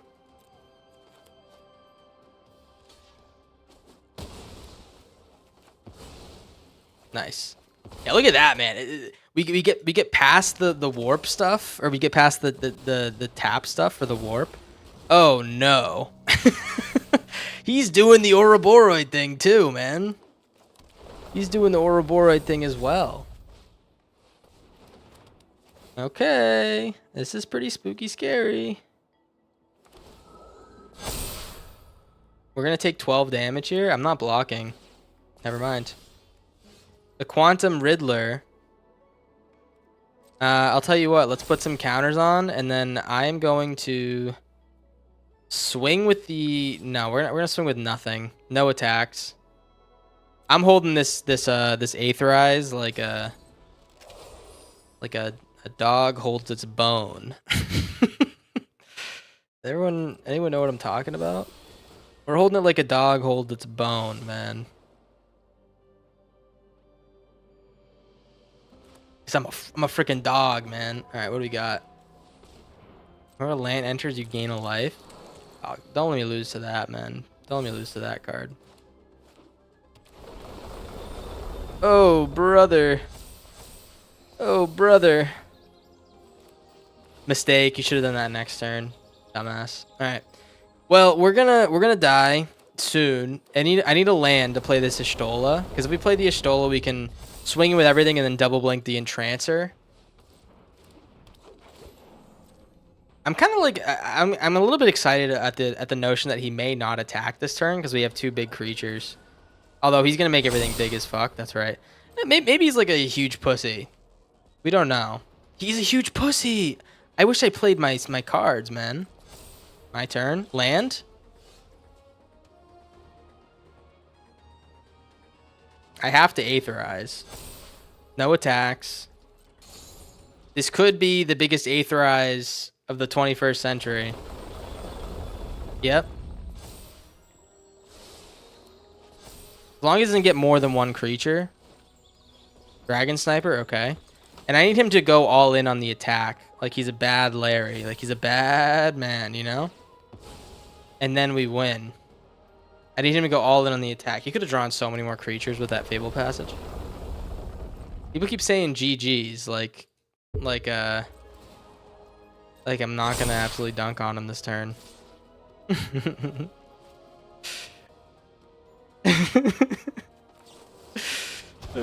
I guess he gets all of his creatures back. Where's my lands, dog? He's got 120, 120.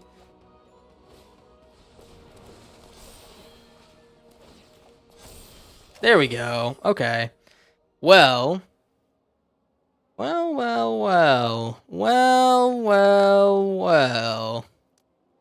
What do we do here, huh? I think we definitely have to play Ishtola. We play the Ishtola. We're going to lose our Dream Dew counters. I don't want to lose this Ouroboros, so I'm not going to do it. Let's blink the Dream Dew. Put down the Hydra. Blink the Dream Dew. Put down the Sniper. We can do this every turn.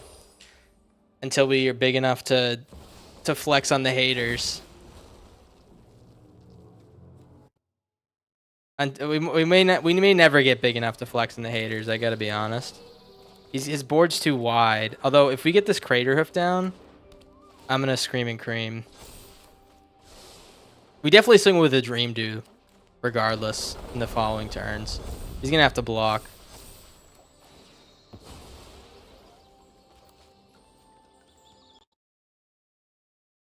This is a much anticipated finish. I can feel it. Saz's Chocobo. Alright. Big lads, not big enough. That's what they say. Oh, wait. That makes this a little bit more interesting. Alright, what do we got? We don't have any blue creatures per se that we're like super excited about casting. Let's do this. Oh, I can't warp this guy. I can warp this guy for 2 and then play Charmer and get a bunch of discount. And then in the next turn, we can play Crater for sure. All right, let's do that. Let's warp. Let's Offspring. We get 2 tokens because it doubles the token creation as well. But we also get a double discount for each of these. Everything gets huge as fuck. Swing with Dream Do and probably the Y'shtola. I think we swing with everything because like a creature killed and attacking is a creature blocked. You know what I mean? Like the old parable. Let's swing with everything.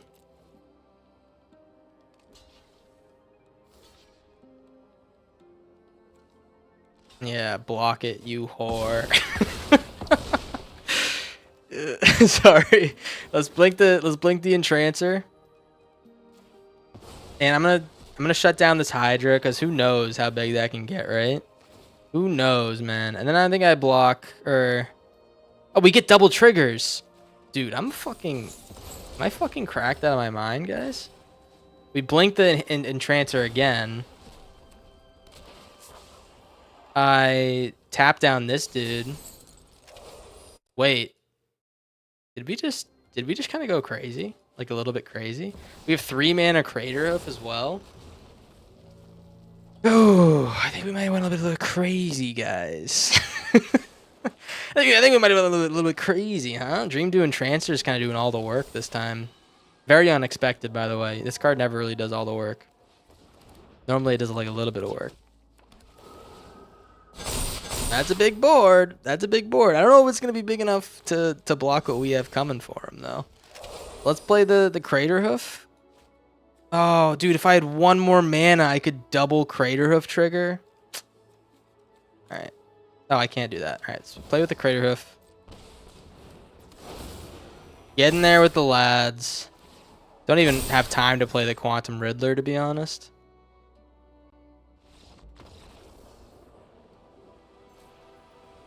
That's all right, man. We all know you're good.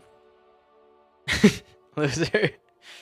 That was a pretty nice game. I gotta be honest. That was a pretty nice game. Does anyone feel the same way? Oh, Beaker's advantage. Beaker's advantage. That was pretty good. How long did that little video or like the review take, by the way? Can anyone tell me how long that took? The beginning of stream card review? One thing I like about the Riddler is that it's early game card draw in case we're like whiffing, like in this case. The Quantum Riddler. And it's also good late game card draw because you're doubling that shit, you know? If you have like no cards in hand, you draw double. What I'm most excited to play with from the new Al cards? I would say it's that new one that seeks a land. That one's like really good value. It's like undeniably really good. But the one I'm probably most excited about is let me look at the tier list, man. Tier list available at Corndog Jones Jr. YouTube. It's probably either the new black cards or the red card, the red one that like makes random creatures. Do I just play Jill here? That's like so lame. I'll play Jill here.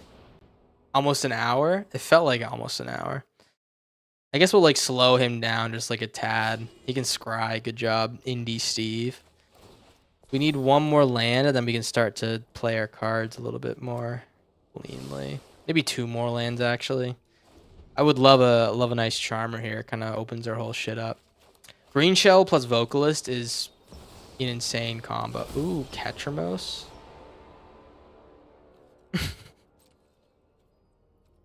Am I really like interested in playing this to bounce the Ketramos? I don't think I am. Personally. I don't think I've seen it. Have you guys seen a Ketramos since I like did my first top 10 grind? And I got to like top 18 with our Ketramos deck. This doesn't work, by the way, with a Ketramos. You can't exile from hand. It won't let you draw. It has to be on the board. Learned that one the hard way. Yeah, he took my little dude, but I don't think it was enough to really cause a ruckus personally. And we're maze minding. All right, beautiful. Another land that we can't, or another non-land that we can't play. He doesn't even tap the tomb. All right.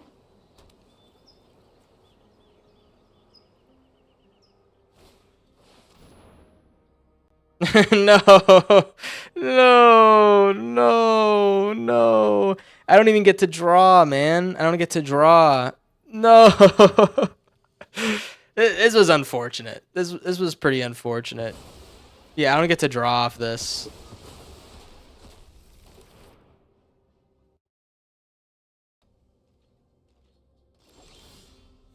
All right. Well, there we go, man. That's kind of how the cookie crumbles, huh? You do nothing and then you die. I don't even like really want to play this Jill. I know he's gonna get this guy turned on, but yeah, I think we're just dead here. Yeah, ride's end.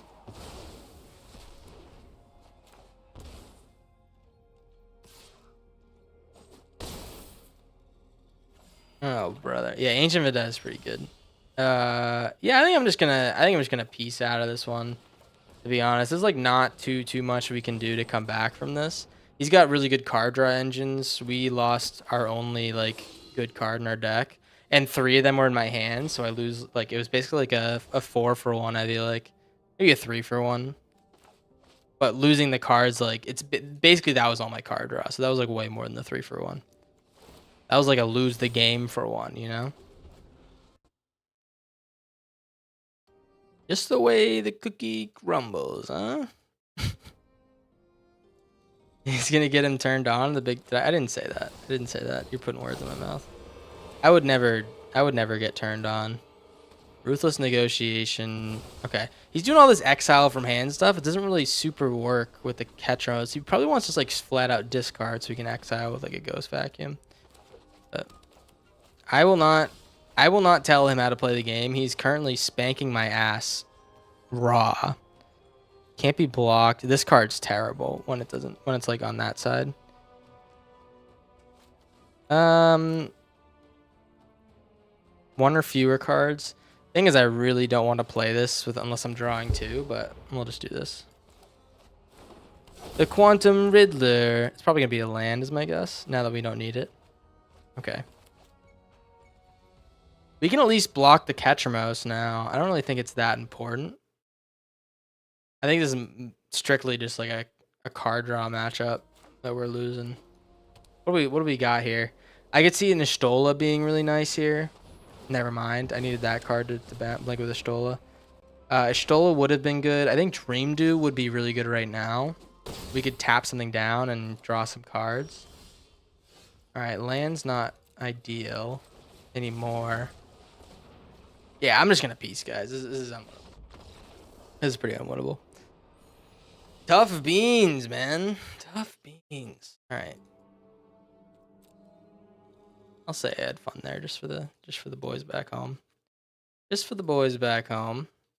Hey, what's everyone doing on my little week off? I neglected y'all. Anyone got anything excited going on?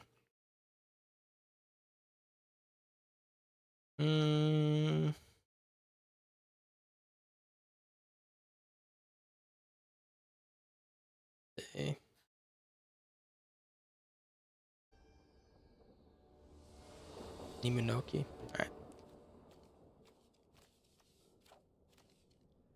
This is kind of ideal in a way.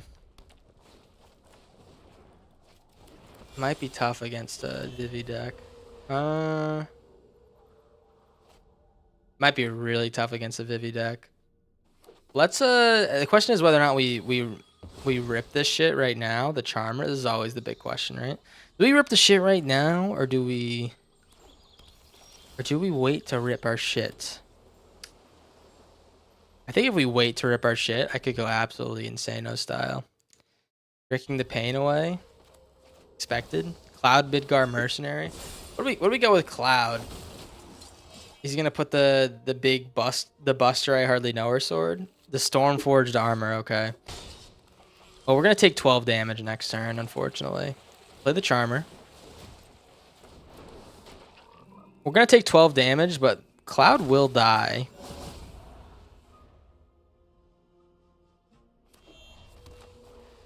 And I think that Chainsaw. Can he just double Chainsaw here? Oh, he's Prowess? Ugh. This fucking card, man. Alright. Temple of Mystery. Ooh. We don't have a second Greenland. That is another Greenland.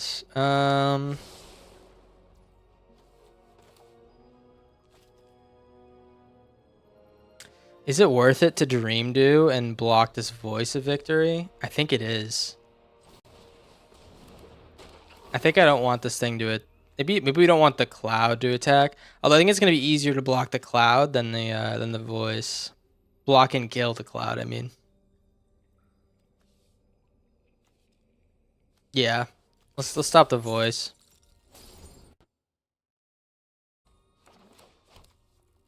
Gonna play the Stormforged, yep. Quip, we take 12 damage.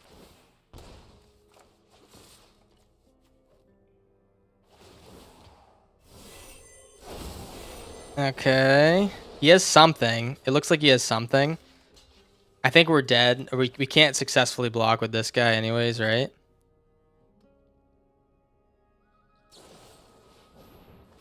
Wow, dude. Wow, dude. Holy fuck.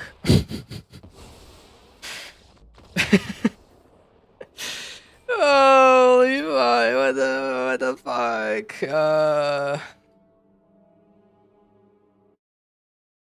Oh man. We're kind of getting shit on. Do you think this deck's any good? I have such a high opinion of this deck. It's kind of been not good so far though. Are we missing removal? It feels like we might be missing removal. Maybe we need counter spells or something. Hacky sack. Have I considered having a chance to play the game? You think that's it? Do you think I'm just getting one shot too fast? The one game where we did have some time, we did pretty good, but I don't even know if I will blame it on that. Maybe I'm just like, maybe the deck's just not that that fluid.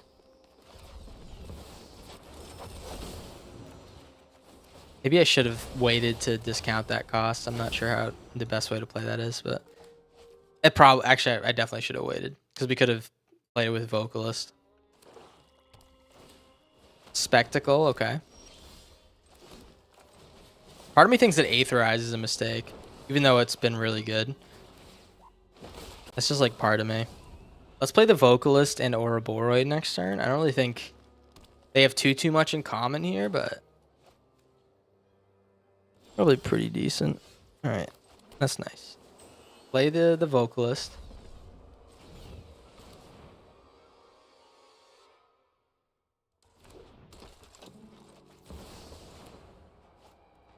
You've been running Flood Pit Drowner and Into the Flood Maw.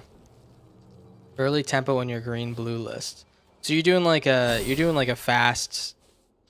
You're playing more tempo. I'm going more like over the top, I guess. Maybe that works a little bit better. I kind of feel like we need more Ouroboros. It's always the answer, right? Let's play the claim territory. And I think we kind of go nuts here.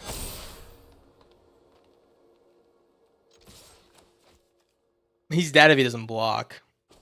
Ouroboros is insane. Yeah, if we played more Ouroboros, if I had more, we would go insane with this deck. I mean, look how fast that kills. That's unreal, dog. Like one turn after it's there, they're just dead. That was even like an insane draw with him too. Yeah, it was pretty nice. All right, Seeker's Advantage. Can't have enough Ouroboros. Yeah, I think I made the sad mistake of like going too hard on decks that weren't gonna be that good. You know what I mean?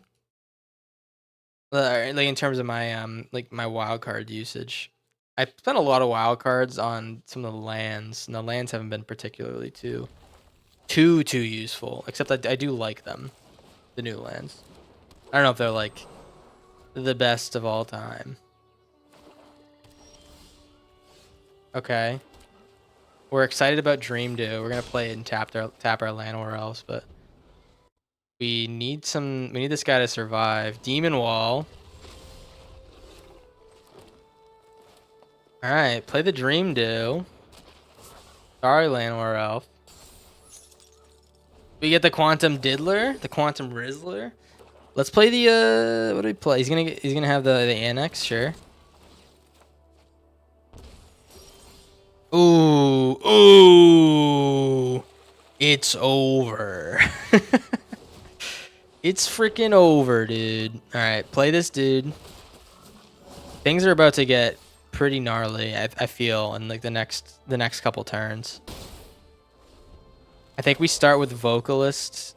We don't have enough blue lands. We keep drawing like only basics. Maybe we just play the Dream Do then. Oh man.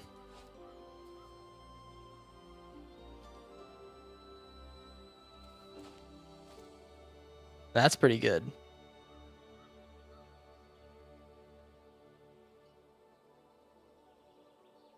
What do you think he's gonna grab? I would personally grab the Dream Do if I were him. That's like his best pull. If he does pull something though, we get to bounce it back to our hand with the Leviathan. Okay, that might be a good idea actually, because he doesn't get, we don't get to like rebounce. Yeah, how about we do this? Let's play the green shell. Let's just try to find our blue lands.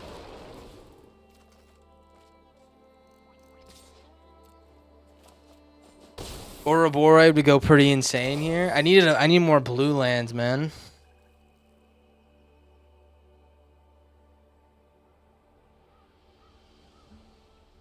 Is he gonna play Leviathan now?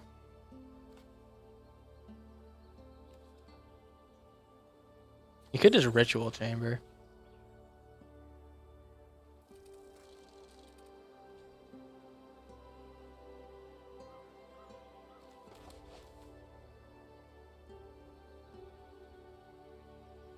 He's thinking, Mr. Hollow. Come on, brother. He's gonna torment our green shell. Okay. I don't really know if that's good or not, but we'll take it. We're kind of getting outsped a little bit. We got Ouroboros though. That's nice. Do you guys think I can get away with drawing a land here with a Dream Do and then playing Ouroboros? I think I can, personally. Let's do it. We can hit a land here, an untap land. Fuck you. Okay. Oh, we do get a land, but at the expense of course, it's only forest, too. We do hit a land at the expense of, you know, speeding up our game plan and winning the game. I think we might...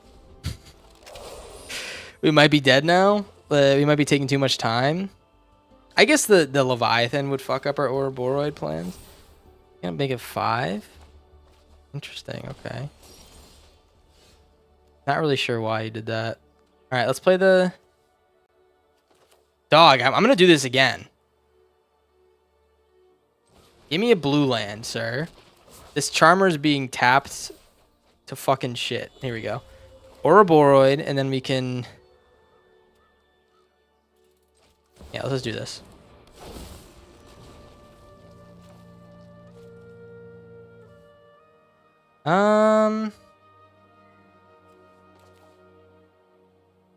Do I warp?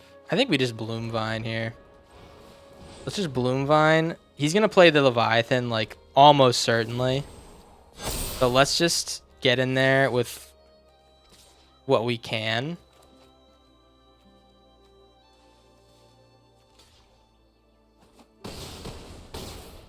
He's at 9. Sure. Okay. Yeah, he's got to play the Leviathan now. He's dead if he can't kill me. Block with the Entrancer. And the Ouroboros, I guess. Yeah, we lose Ouroboros. Do I want to do this? I know, I just don't, I can't take the damage. So I think I'm just going to let him play the Leviathan. And try to, like, survive on my wits after that or something.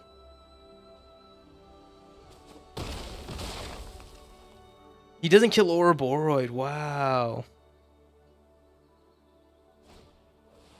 He's a Spectacle after? Dog, what are you doing? Oh, okay. Okay, that also works. That also works. All right. He's taking some damage though. Let me tell you, he's taking some damage. Did we go? We went first. Okay. Let's play the Leaf Leap guide. Yeah, let's play the Leaf Leap guide, and then I think I'm gonna warp this Vocalist.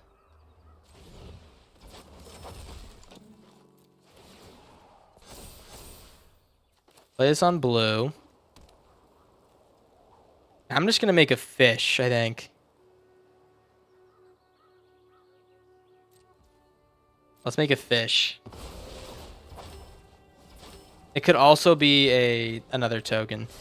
My thought process here is that if I can survive, if this guy can survive, I can win next turn. Because Leaf Leap Guide gets big fast as fuck with these guys. So if he like just plays creatures or does this, we can play Meringue, bounce whatever he plays, and then we can win with the supporting cast here. I'm pretty sure. Let's make a treasure. He has a way to kill the Leaf Leap, it looks like. Alright. This fucking Leviathan's pissing me off. Alright. Let's play the land. Play the Vocalist. He has some way to kill this guy, I swear to God. Alright, play the Vocalist. Leaf Leap's getting bigger. My crew is big and it keeps getting bigger. Let's play the Meringue. We can also bounce our Vocalist if he tries to kill it.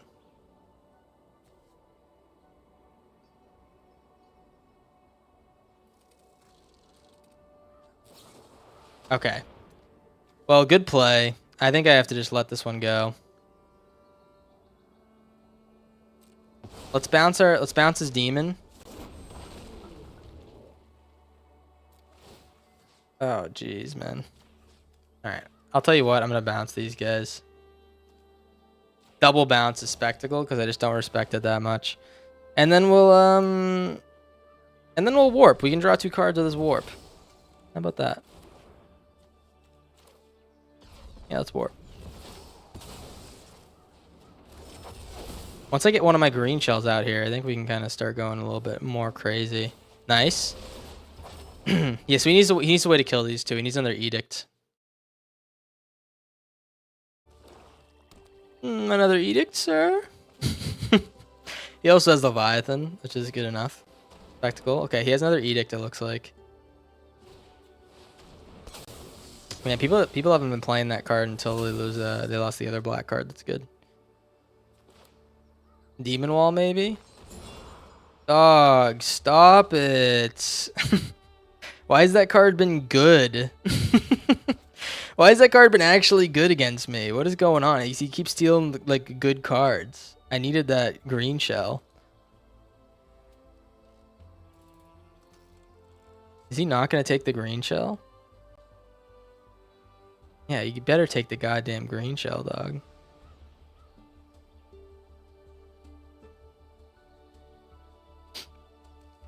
Yeah. Alright, well, let's play the Vocalist. I think we keep warping because It's the best way to keep our creatures safe. We're gonna Riddler draw 2. And I would normally not. Oh, dude, we can't Astola. All right. Play this guy, blue-green. I'm gonna play this dude like straight up, just because I want to gain some life. Okay. Yeah, we just like keep presenting lethal, but he's kind of been a little bit of a pain in the ass.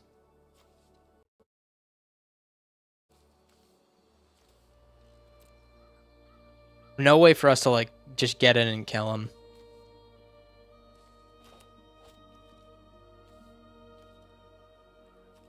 Green shell, Leviathan. Probably gonna be Leviathan then green shell if it were me. He can build his board. Oh, this is a dragon.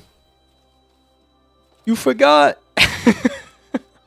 He forgot it's a dragon. Oh, do we have a chance? Wait, do we have a chance now? I don't think he has a way to kill my Bloom Vine with 1 mana. No way, right? Fountain Port Bell. Okay, wait. Is there any card in my deck that can kill this guy? That is the card. Oh my god. Oh, that's the card that can do it, man. Oh my god, dude. This guy's pissed. This guy's actually pissed. Dude, don't watch the VOD, man. Don't watch the VOD. I pulled that shit off top, man. Radio Shack deck. What the hell does that mean? What the hell does Radio Shack deck mean, man? I'm happy to be a Radio Shack deck.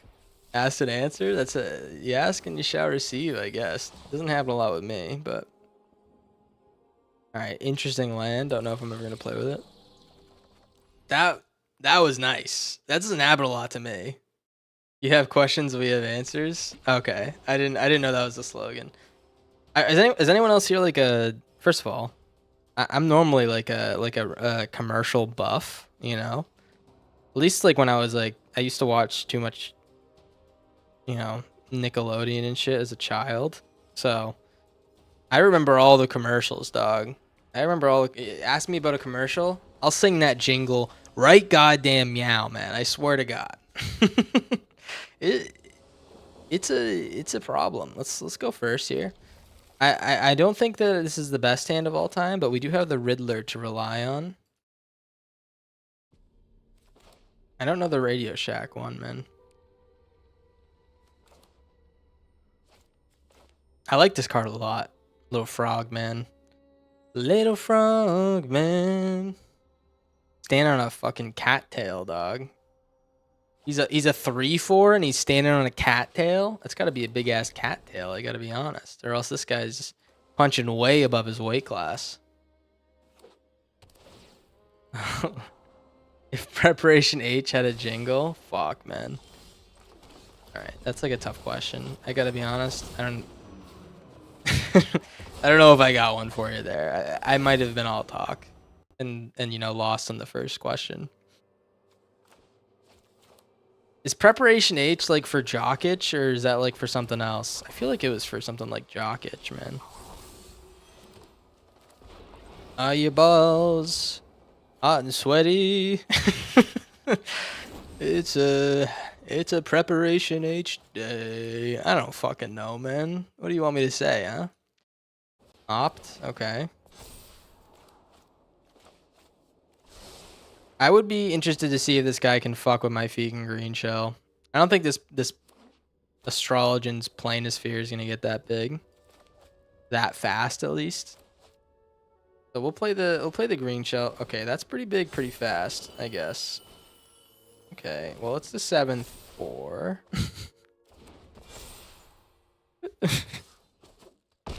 All right, it's an 8/5. Let's play the Green Shell. We really have trouble playing or getting blue lands with this deck. Nice. Okay. We are looking like a Radio Shack deck, man. I think best case here is he just plays like a Vivi.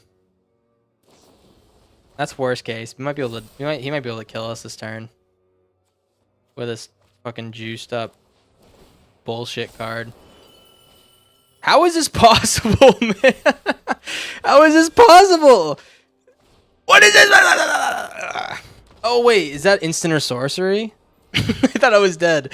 Wait, I actually might be able to win that. Fuck! You remember the MTG commercials? Don't ask me about MTG commercials, all right? I don't know what ones you're talking about. How's it going, Matt, by the way? I don't know what ones you're talking about. The ones that are on YouTube right now, they get my blood boiling, man. They get my blood boiling. And not for a good reason. It's just because it pisses me off for no reason. The ones right now... People are probably so tired of me talking about this. The ones right now are catered to people who already play the game. It's just bad. It's just bad for business. You don't want to keep the same exact clientele the whole time. I don't get that big that fast. Pause. What's up, Shadow? Yeah, does anyone co-op my opinion? This is saying, oh, play Magic Arena. That you can play Standard and you can play Historic. And then people who don't play Magic are like, what the fuck are you talking about? And they're like, oh, it has a good tutorial too. It's like, who gives a fuck, man? I didn't ask you for any of this shit, man. You know. Let's play the Leaf Leap guide here. I don't think we die this turn via Voice of Victory. The old funny ones, yeah. I don't think I was tuning into those when I was a young buck, to be honest.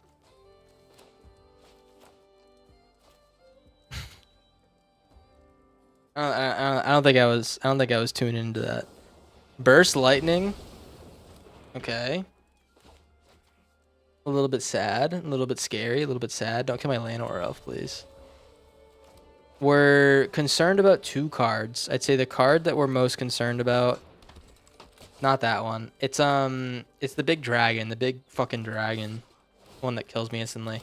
The other one is the one that's gonna make 2 8/8s next turn. That one might just be an inevitable thing that's gonna happen here. I can play the Charmer and then Meringue for 2. I think I might do that. So we play the Charmer here. Although Green Shell is so much nicer. I just feel like we need to have options. So if we play the Charmer here, we can still block with the Llanowar Elves on one of his juiced up creatures. And then the turn after that, we can Meringue and bounce stuff or Aetherize. Just depends what we need to do. But we'll see.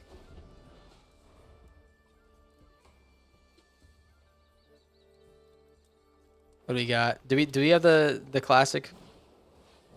Okay. We didn't get hit by the classic slammy there. Let's actually just cast the Meringue. Nice, man. He has like jack shit. All right. And the take of the alchemy rebalances. What do you mean? And the take of the alchemy rebalances? What are you talking about? Oh, we can't blink because this card's a pain in the ass. Okay, that's fine. That's totally fine. Let's play the Maranga Maru. How are you? How about that? Oh, maybe we draw with this guy. We're definitely gonna hit a land, so I think we're pretty happy to. Oh, we can't Aetherize in his turn. You know what? I forget what I say like 3 seconds after I say it. Let's bounce these two guys. Maranga Maru. Bouncing on my boy's dick. Let's I think we need to put some pressure. Keep these two guys back for blocks.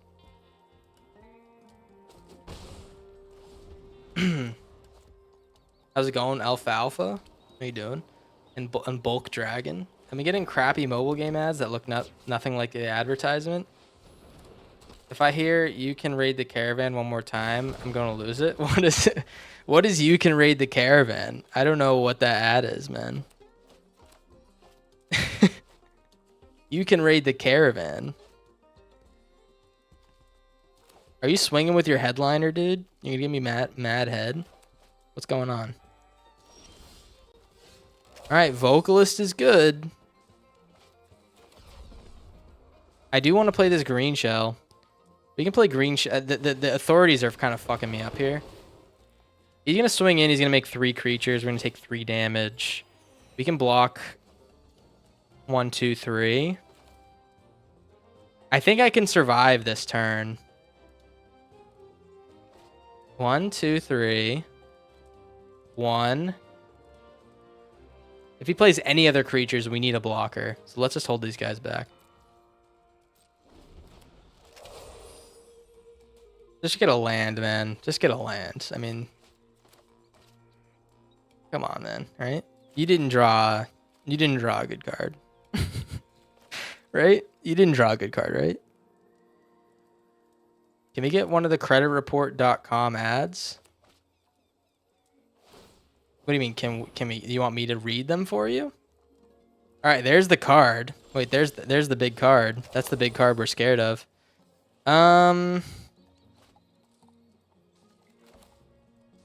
Fuck, dude. Fuck. Yeah, I think we just do this. We warp this dude. I think we're dead, unfortunately. We need to draw something that can bounce, that we can play for a cheap, cheap price. Enters tapped. Yeah, I think we're dead off of that. He's going to make 3 creatures. They're going to be big as fuck. Maybe we're not dead. He's going to play that. We're going to take a bunch of damage, but we can still block them. Probably shouldn't have played this one warped. I just figured I might draw something that would be good. Okay, just a land. All right. Not surprised. He hits a really good card there. So goals right now are to block the sharpshooter and the voice. And the big ass creatures, of course. That's also a pretty important goal, I'd say. Block the big ass creatures. Block you, block you. Okay. So now we need a... We need him to, A, not draw a creature. Because we're not dead to burn now. Oh, we can play Y'shtola and blink these guys. That's actually right. I forgot. All right, so let's swing with both, and then we're gonna play Y'shtola and blink the shit out of him. Yeah, swing with both. Maybe they'll block.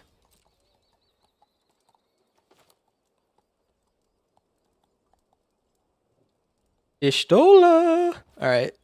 Okay. Did it take the damage? Here we go. Y'shtola's coming in. We blink the meringue. We bounce his creatures, and I think I might be interested in bouncing something else as well. Let's just bounce the meringue. We bounce the creatures. And then we get another land. And then I think we just bounce the meringue again. We get the same value as bouncing something else. We'll bounce the authorities. I guess we'll bounce authority and Waystone. Okay. We are on thin fucking ice. Oh, you can only play 1. All right, so we can bounce the Shocking Sharpshooter again next turn. We're on thin ice, man. We're on thin goddamn ice. All right, so let's play the Vocalist. Wait, can we win? We can win, man. Let's play the green shell. 1, 2, 3, 4, 5. Let's play the Vocalist and the green shell. We double trigger. If we get 2 lands off these, we win instantly. Yep, we're resolving. Land. Yes. Yes. Big creatures. Make him even bigger. We're gonna win. We're gonna win. All right. Lands. We might not win, actually. We actually probably won't win. Swing in. You know what? I'm not going to kill him this turn. That's 18-25. Why don't we leave back the Y'shtola?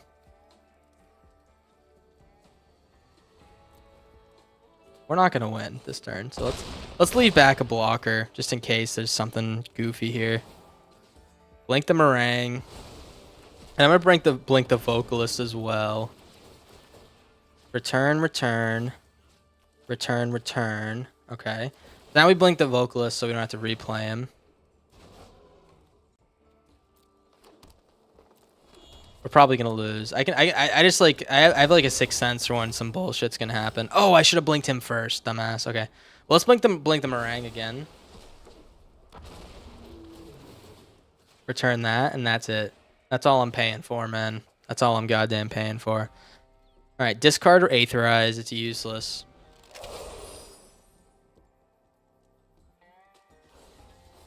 He needs to draw a specific card. He needs to draw a Haster to win, I think. He needs a Haster in specific.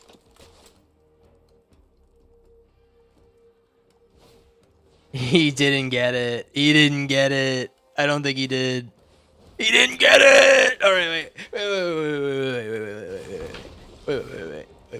Do I play the Crater Hoof or do I tap his creatures and make him feel real sad? You know what we do?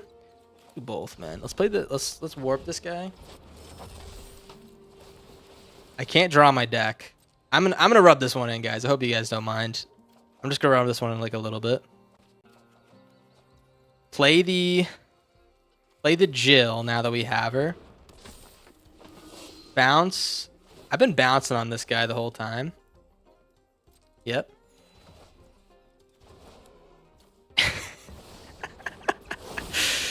Ooh. Big boom. He could have won if he just played both sharpshooters and the 3-mana guy. I don't know what you're talking. He couldn't have won. I played that too good. He couldn't have won. Let's be honest. Probably. You're probably right. Yeah. That felt pretty nice, though. I'm not gonna lie. That felt pretty good. I didn't hate that game. I'll tell you what. I don't really have like another deck for you guys today. I might do one. I might like make some bullshit up for the next few games after this one. That was at least 5 big booms. You think so?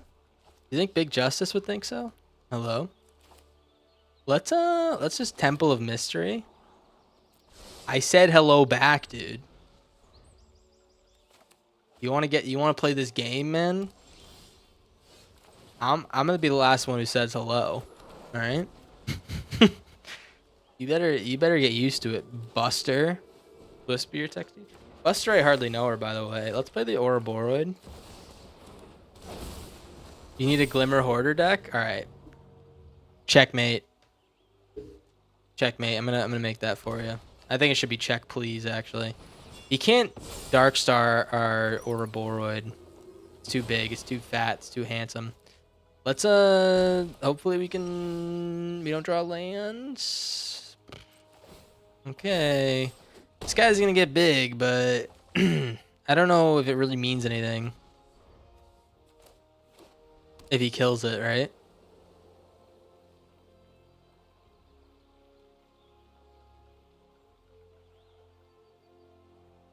I need a land to Aetherize. I just have a feeling he's gonna mobilize, beat my ass. Lord of Leaves played. Beat opponent's ass. Corndog Jones Jr. played. Get pissed and yell at the computer. Some nice cards, man. Oh, Polar Opposite? Like a Jake Paul thing, man. I didn't even see the follow. My goddamn mic doesn't work. My audio. Hey, thanks for stopping by, man. Thanks for the follow. I'll tell you what. I think you're pretty cool. That's how I get people to stay or stick around as I compliment them. That's my coping mechanism, or I don't know, some weird mechanism. Let's hopefully get a land here. Riddler. Now I have to stay. There we go, man. It fucking worked. Where's the lands, man? All right, let's swing in. He's gonna block with Mardu Devotee, is my guess. He blocked the headliner? Are you freaking joking, dude? No, okay. I was gonna say, he probably doesn't even want to block with anything if he can kill me next turn. How's it going, polar opposite? Are we Jake Paulers or are we Mavericks? Which one are we aligning with? I just have to know. Okay, we died. We died. Good game. It's too much damage. I feel like there is something 5-color Ice Till Explorer deck with all the self-mill cards right of the Moth Bloodghast and Hoof, and you're the only one who can brew it. Really, you think so? There's probably some goofy stuff. I'm just a Paul, and I have a sad affinity for puns. I wouldn't call it sad, man. I wouldn't call it sad in any aspect, man. All right. Oh, let's see. We have Glimmer Hoarder. This is the deck that that Ice would like me to make. At the beginning of your second main phase, if it's tapped, you lose a life and you draft a card from its spellbook. It becomes an enchantment with other types. So, does that mean that it's a creature enchantment? What does that mean? Can anyone tell me what that means? You get these guys. Do they come down as enchantments or are they also creatures? I guess it's an addition, dumbass. It feels like these cards are bad, man. Am I wrong? Does it feel like all these cards are bad? I don't want to ruin your day or anything, man, but I don't think like they're not. I feel like they're not like the best cards of all time. Exile 1 target creature from your graveyard. If you do seek a creature card, maybe equal to that. That gains menace. You tried so hard to make it work. It kind of does a Bob impression at best. Yeah, I don't even know how I feel about this. It seems like it doesn't do anything, you know? And these cards aren't like that great. We can mill. We get to seek cards. We get to, what does that, kill something? Yeah, that draws cards. All of them make us lose life. Card put in your graveyard. Okay. Yeah. All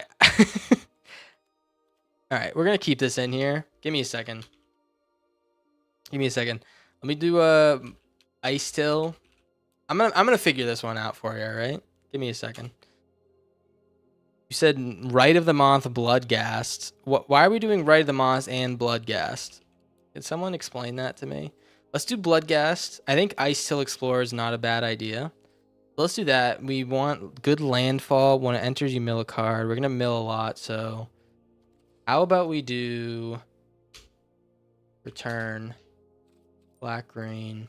Let's do a little bit of, where is it? Where's the new black card that's kind of busted?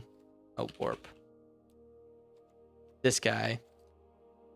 Sephiroth.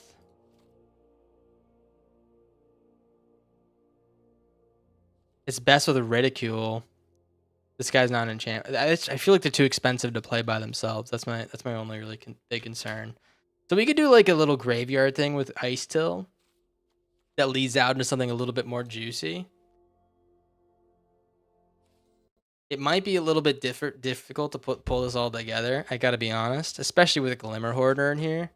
But I don't know, man. It seems like a good card to play. Let's do Lumra. I think we need to have like a decent top end for this deck as well. So we mill less. All right, cost less is important. We can play Huskbursters. Rottenmouth Viper's probably good. All right, don't judge me. Where's a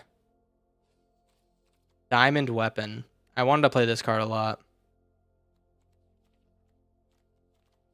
So we're kind of like relying incredibly heavily on Ice Till to mill, but equal to graveyard, I think is.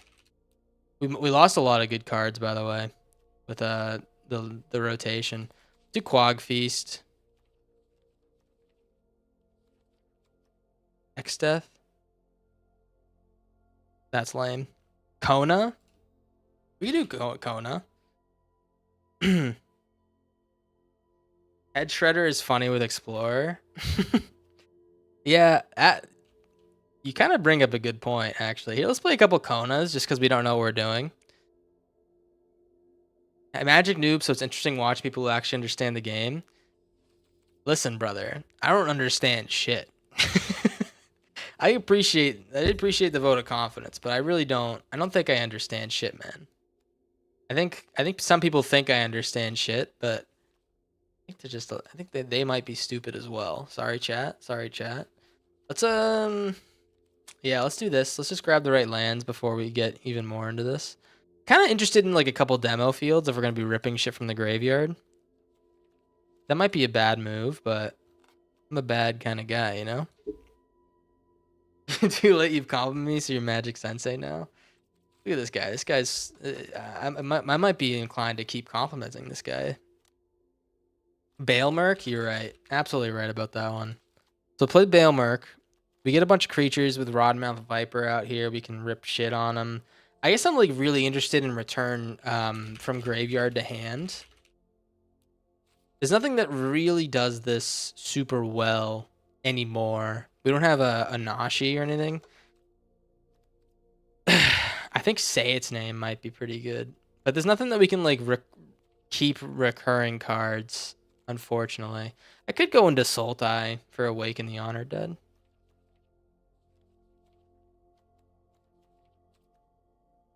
Molt Tender? Corndog grew 3 sizes that day. Yeah, I'm like the Grinch, but I'm just like I just get rock hard really fast. It's pretty bad for my skin, man. Summon Titan might be better than Lumra. Ooh, I do like Summon Titan. You know, I don't think it's better. I think Lumra might be a little bit better, but I think it's another option. I think it's pretty good. Now let's try some Esper Origins. We can't really mill the Esper Origins back. You know, I know this is kind of goofy. I put Llanowar Elves in like all my decks, but it just makes so much sense. I'd be remiss if I didn't put it in here. And it's so funny that one card I want to get rid of is this Glimmer Hoarder, but let's cut a timeline color and maybe we cut the Husk Burster. Don't really get too much value because Beanstalk doesn't exist. Any removal? Look at this guy. He thinks I play removal. Yeah, let's put Oh, I do have the Quag Feast, but I think Sacrifice. Oh, we can play Igra. Where the hell is this card, man? Someone tell me where this card is. Oh, you know what I really like is Jacked. Let's play Sothera. This card's actually insane. Sothera does like a lot of work when you don't expect it to. Seasonal Oath or Blasphemous Edict. I think Edict's worse than Loss. Call me crazy. And Liliana. All right, this deck makes legit. This makes no sense. There's nothing makes sense anymore. But it is Golgari. It's Golgari colors, and god damn it, do I like these colors? We're gonna play one Glimmer Hoarder. Sorry, Ice. I'm gonna keep my promise. We're gonna play at least one, but Diamond Weapon can probably go. It'll be a big ass boy pretty fast. Probably really good against like some aggro decks. Here, let's do this. We'll go down one Bloodcast too. Okay. Scrounge for Eternity to turn 3 Titan. What the hell is Scrounge for Eternity? Oh, you know what? What is this? Sacrifice it.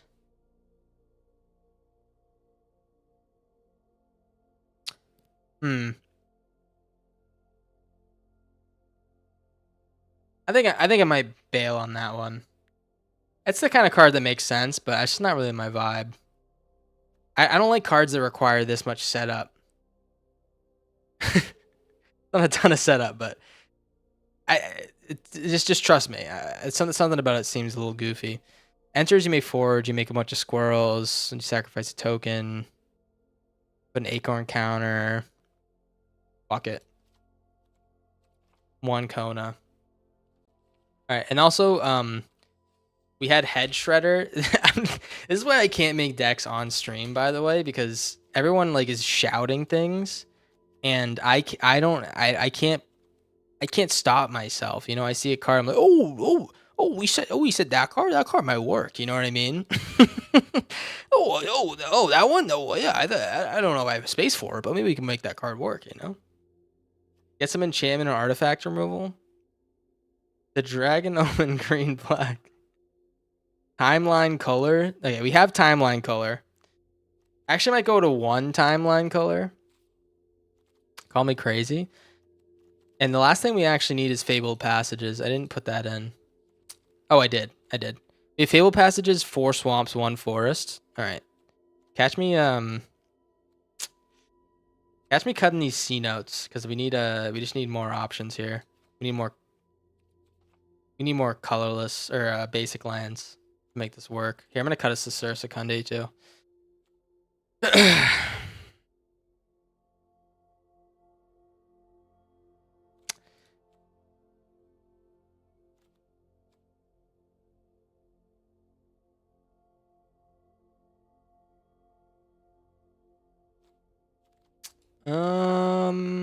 Let's go down one more Land War Elf. No, let's keep 2. Let's just keep it like this, man. We'll see if this actually like straight up sucks fat dick or if it's insane. Ugly piece of shit. I hate this deck. Take 1. Take 1, all right? This one's for Jake Paul. My inspiration. We're like stuck in Diamond 4. What the hell's happening? Let's okay, we got Quag Feast, we have Viper. Don't really have too much going on here. Viper Charmer is obviously like an instant combo, but you lost TG, you missed out on the boat on this one. I'm already going. No change in the deck for as long as we survive in this world. Issa. Let's go Issa. It's a knife. I was gonna say as long as it doesn't rip shit early on, we're fine. Let's spend this because we need more lands. We can survive a couple turns with a cash grab and stuff. Yeah, let's play this passage. Oh, nothing? It looks like he's playing Mobilize, but isn't ever red for the prowess card. Swamperoni and cheese. Let's get a forest. Black green. I could play Origins here. I think next turn we play Ice Till and then play our Fabled Passage from our graveyard twice. That's just like easy bones. Fuck yeah. All right. Well, you got a little bit fucked there, but we'll take a dub if we can get it, you know? I think I might not be giving this one enough credit. If we get Ice Till out there, we start milling, we can play shit like easy money from our graveyard. You feel like realistically Bloodghast Timeline with Ice Till seems like a good deck? Yeah, I think so as well. There's obviously a lot of Corndog elements to this deck, you know? There's a lot of shit that makes no sense, but if it works, it works. You know what I'm saying? But you know, I think the core concept is something you can make competitive. Ooh.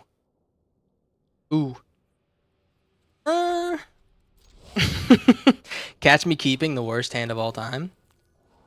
Just because we have Glimmer Hoarder and our tap land.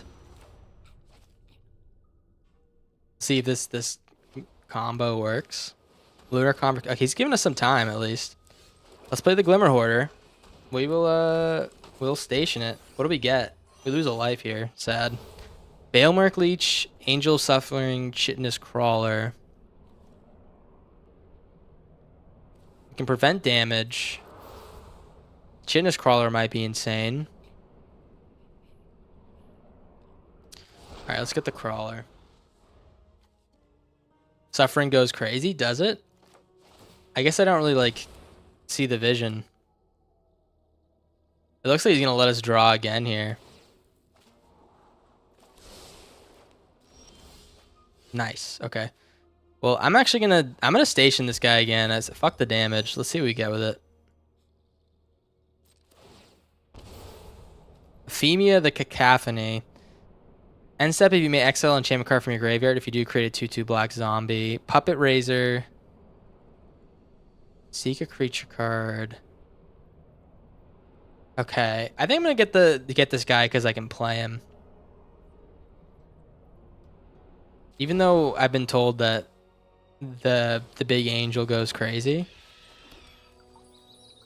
I'll raise you a. What if this guy goes crazy as well? That's what I'm gonna raise you. Chittin is kitin. Classic commenter. Classic Twitch chatter. I don't know how many times people have told me that. No! He was so young. Alright. Well, let's play the Llanowar Elf and the Bloodghast. I am gonna station these guys. And we'll do this. We'll get another green for the next lane. I'll come at you. No, don't. Stop it. I would hate if you came on me. Station. Alright. Let's if he wipes the board, Crawler goes nuclear next turn. We can like play one more card from our graveyard. Sunscape Cleric. Bad news. We're gonna get killed next turn. We do have Lumra. Lumra's turned on. Lumra's rock hard. Let's play the Lumra. We do get to get our lands back. There's Sothera. We lose that. I'm gonna station on the Bloodghast.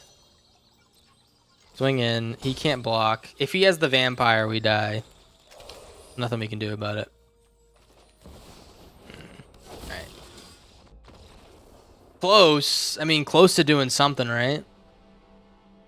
But we can't. We just got infinite comboed.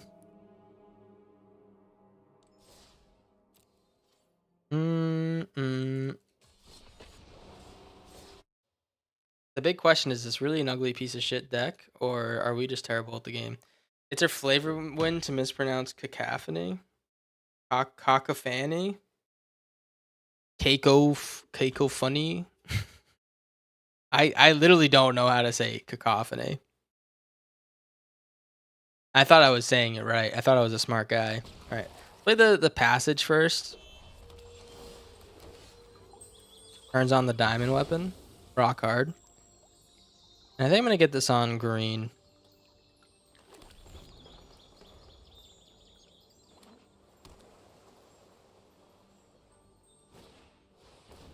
The Charmer, okay.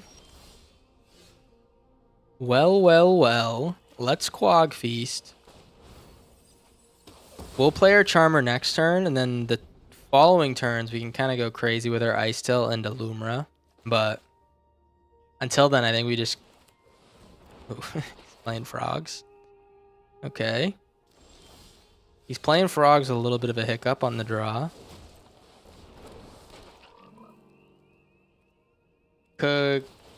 Kafuninuna? What are you? Noun. A harsh, discordant mixture of sounds.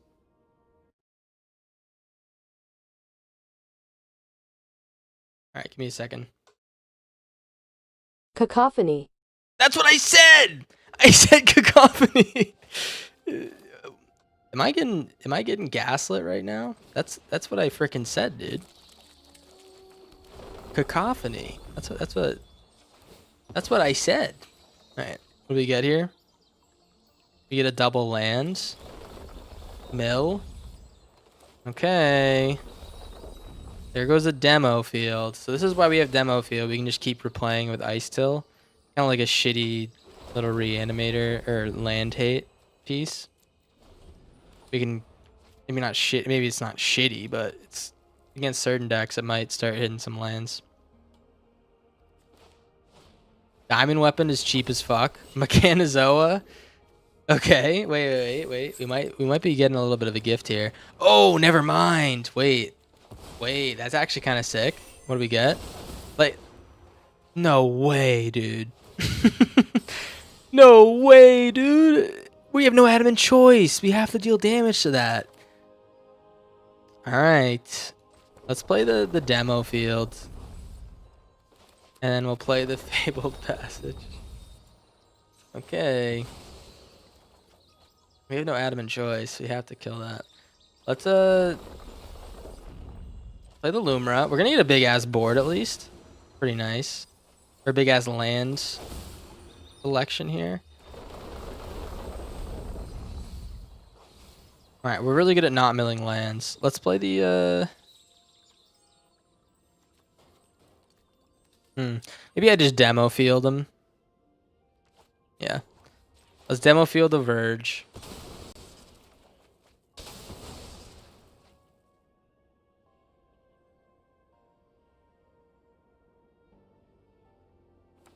Who's that lady in your room?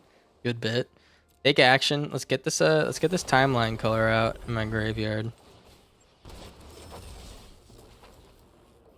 And I'm gonna station it because it has no reason to be alive. No attacks. Next turn we get to Lumra. We get to tap the Lumra for like 11 mana. Or like 5 mana, 4 mana. For the Vendo and stuff, but I think we might mill ourselves out, or we might die via Fear of Change, big ass creature before that happens. We have a nice board though. We have a lot of potential for juice in the future. Okay. A right of replication, sure. Yep. Sure thing, Buster. He wants to lose his Adamant Toys. I think he has a big X spell, maybe. That might be where he's going to.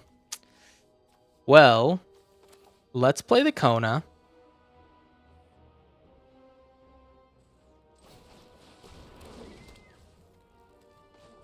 I am going to station the Kona.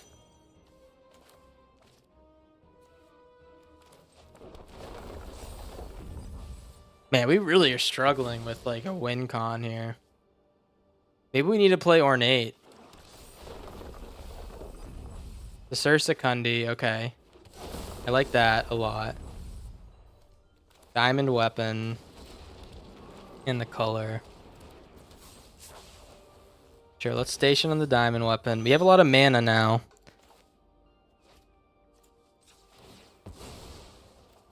But not enough to do with it. Fuck, we don't have any green lands left.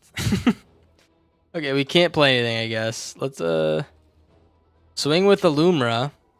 I guess he's gonna blink with his Fear Change and stuff, but I kinda wanna see what he's got going on, to be honest. Maybe he'd pull something ass. There are ass 11 mana value.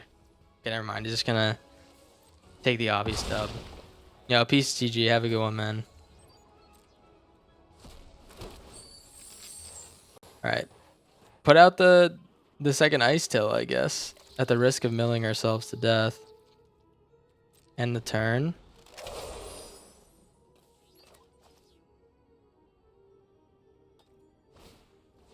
Splash Portal, okay. Does he get to blink this guy? Is that a 6 mana creature, or is that a token? Gargantuan Leech. The Gargantuan Leech. Oh, he has another Splash Portal. Okay. What do we got? 10 mana? 10 mana lad? Is he big enough to kill my Lumra? The Impervious Great Worm. Okay. Well, that's like not the best card, to be honest. Triple Splash!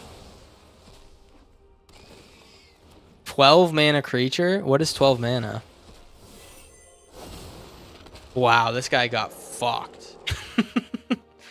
I'm not gonna lie, this guy, I would be pissed if I was this guy. That was like a full lineup of ass. I'm sorry, man. I'm sorry. Sometimes you just don't have the sauce. I still feel like our deck struggles a bit because when we mill good stuff, we don't get to replay it. I feel like we struggle a little bit in that. Like, can we... Chitinous Crawler doesn't exist anymore, right? Our chitin. Fuck. Yeah, no. What about fear change giveth and mostly taketh? Yeah, I think that's probably mostly true, but it's also like really fun. So 2 non-land permanents from your graveyard to the hand, then 2 target lands from your graveyard to the battlefield tapped. Cynical Loner? Cynical Loner? Search for a card, put in your graveyard.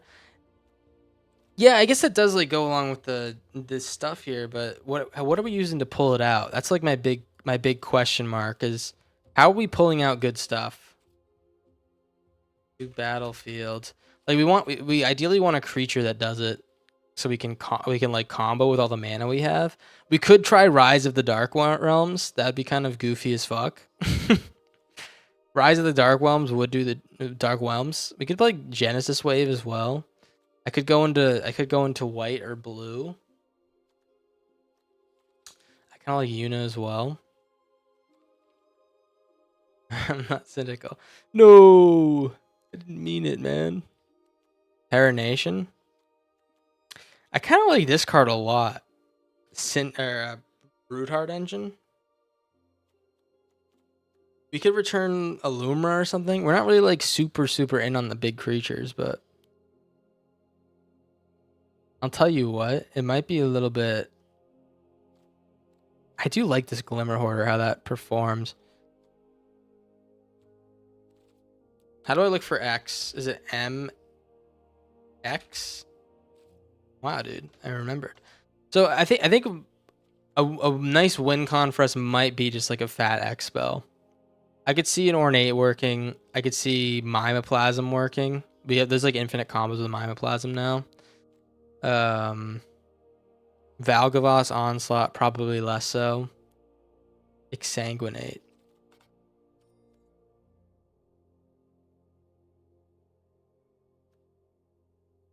What do we think? What do we think about Meat Hook Massacre 2? I look at all these cards. I'm like, what about the worst one?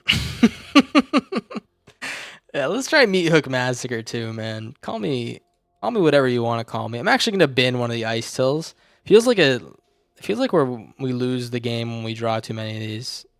Or not lose the game, but it feels like a little bit too much. It's a good search term, man. It's a good search term. M dot parentheses X parentheses X. Semicolon, I mean, not dot. Not to be confused with the illustrious ellipses. All right. Oh. The best deck of all time. Lady. Is that a lady? No way. Not a chance. Let's bad hand. Let's mulligan. I was really considering it until I remembered who I am. I can't keep hands like that, man. This is a terrible hand as well. We could use... I think Ice Till is the only card that really works right now in this hand.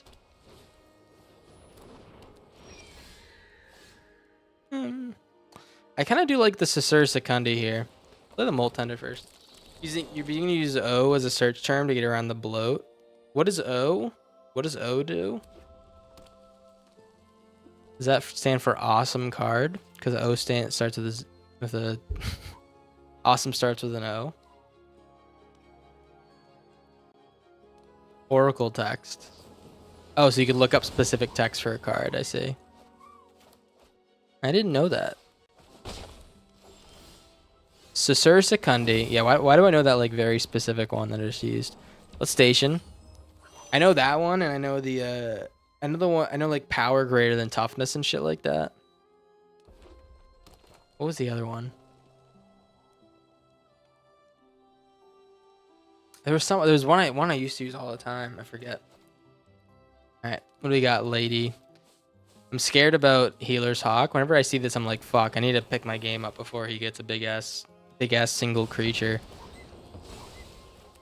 Yep, that's fine. I don't mind him killing my shit, to be honest. We don't really care. Ooh.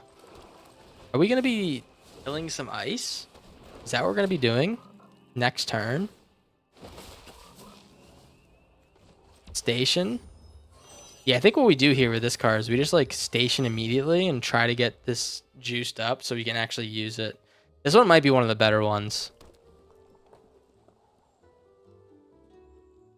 The code for energy. Does anyone play energy in chat? I guess if you play historic, you probably play energy. Couldn't you type in energy? Isn't that on the card? Are you gonna equip?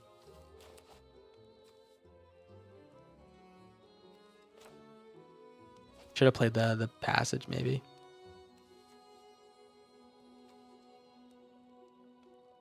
Sir? Screaming Nemi? Fuck, we're dead. We're dead like very soon. Unless he decides not to attack with his... Okay, interesting. Well, let's play the Ice Tail. I don't know why he wouldn't attack with the Nemi. Yeah, play the Ice Tail.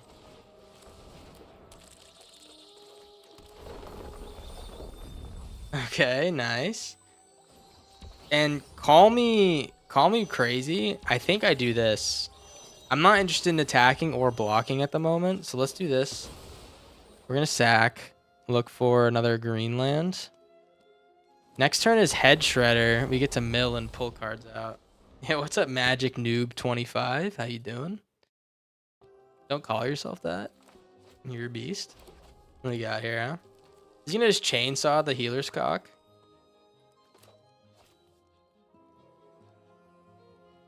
Energy doesn't find energy counters. I see.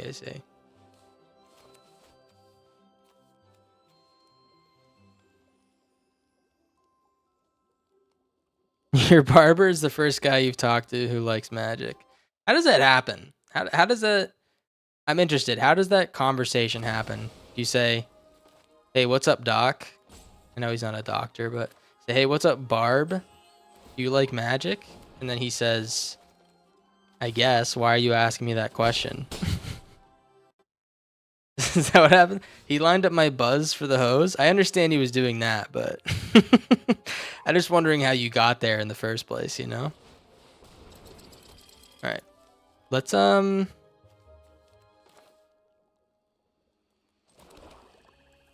do this.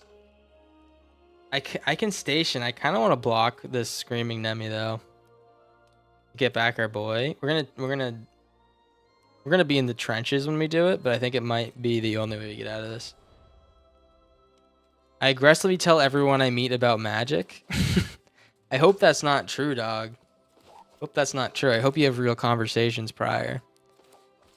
They're like, oh, dude, I'm sorry to hear about your grandfather. I fucking love Magic. That's what I imagine, man. They say no, I spit at them. That's reasonable. I was about to say that I didn't understand you until you said that. I think spit is a pretty proper response in most cases. We're going to take 4 here.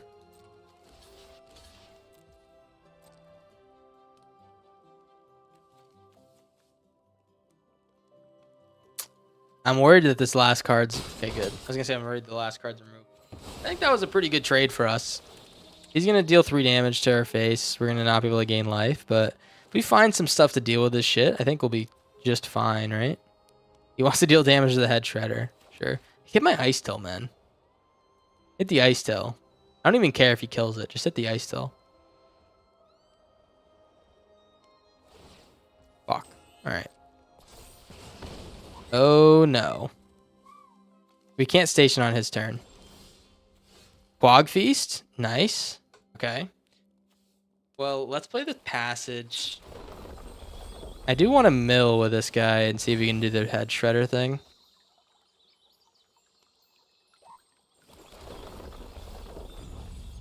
Okay. You know what? Let's just mill and then scry. Nice. We're doing it. Sephiroth, not the best, to be honest. We don't really get to do anything with Sephiroth.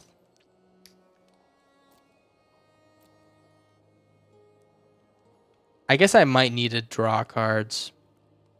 Let's actually bin this. Then I want to quad feast this turn. Let's hit the healer's cock.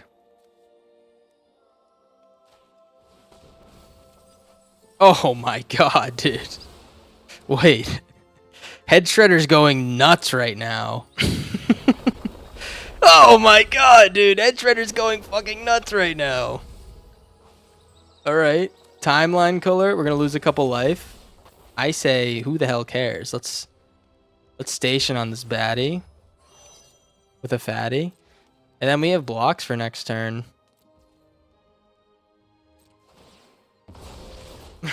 But actually, he asked what I've been up to, and I said I got into Magic. He's been playing since the 90s.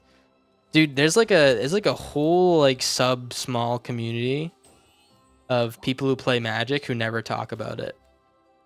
When I was growing up, I was part of that. I never would chat about it with people unless they at first played it. But I would just play with my cousins, you know? Thought it was too nerdy to chat about. Just chat about whatever the hell you want, you know what I'm saying? You're gonna care what everyone else is saying, right? Also, nerds are in style now, so suck it, grandma. You know what I mean? Let's actually pop out this head shredder to block this firebrand. Yeah, maybe we can keep both of them. Block the. We take 2. We're very close to death. Okay. That can definitely ramp. Yeah, I mean, the only problem is like, at some point, man, you need to win the game. I don't know if this deck is like the best at doing that, you know? Let's station on the Bloodghast. We can pay 2 to draw 2 cards off the Bloodghast. That is like our last 2 life. Okay, there goes. Wait, you need to win? Yeah, that's something I didn't expect either. We're returning and then we're milling. We get the Fabled Passage back. We're milling. We get the Evendo back. We're milling. Okay. Well, I'm gonna demo field here. Oh man, yeah, we just like need some ways to pull shit out of the graveyard. Yeah, let's swing with the Bloodghast, I think. I can activate as a sorcery on this shit. Let's actually, I think I need to like start putting in work. So let's swing in. Well, let's actually keep, we have to keep both back. If he kills one and he gets damage in, we're dead. Let's station on this Bloodghast.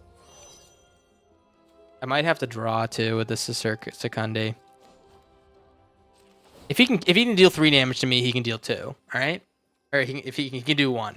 That's my motto here. If he can do that damage, if he can do 1. Sephiroth, okay. Play the Sephiroth. Sacrifice the Bloodghast. He does lose 1 life. We don't gain it though. All right, here comes Rottenmouth. Next turn, I think. Okay. If he has any burn, like he has a fanatical firebrand. I guess I should have thought about that. That's like 1 card he could draw that would instantly kill me. I could have also been playing around, thinking too much, and he could have just killed me like a while ago. Also, or like he could kill me instantly after I do all this thinking. Bottom, please, bottom. Bottom, you don't want this card. It can't kill me instantly. Okay.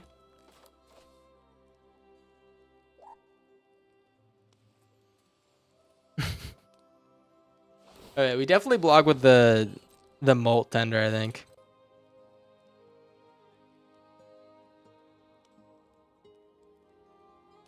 What is Buster up to, dog? If he topped, I could, funny, topped. We could demo field his Temple of Triumph.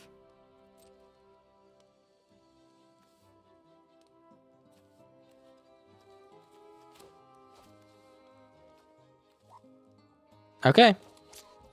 Looks like we're all set. Let's Fable Passage here. Swamp. Return these lads. Maybe mill some more lands. We milled our best card. Okay. And then I'm gonna hit this temple. I know we didn't like what's on top, but maybe we can make him put that card on top again. If this was 10 cards left and we know he didn't like what's on top, he got it to the bottom. That means he has a 1 in 9 chance to draw is the card he wants. But now we shuffle again. Now he's a 1 in 10 chance to draw a card he wants, right? Is that am I sciencing for you guys right now? All right, put that on the board. Put that on the board. This is actually like kind of an insane little combo here. Okay, play the Iruru. Play the Rotten Mouth. We can just play this for real. Bing, bot, boom. You get the Chitter Spitter. And we get to make little squirrels. And I'm just going to play this straight up. We can sacrifice the... No. We'll play this straight up. We have too much mana.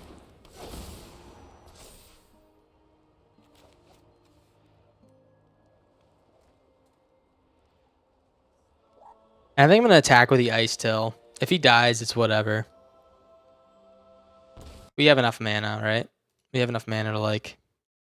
I don't know. Solve World Hunger. Let's get in there with the boys. Attack. Attack. Attack, attack. Attack. Alright. Get in there with the boys. Send this guy back to the kiddie table. Ooh, we got Overlord. Nice. Okay. This fucking screaming Nemesis might be the one keeping me from winning.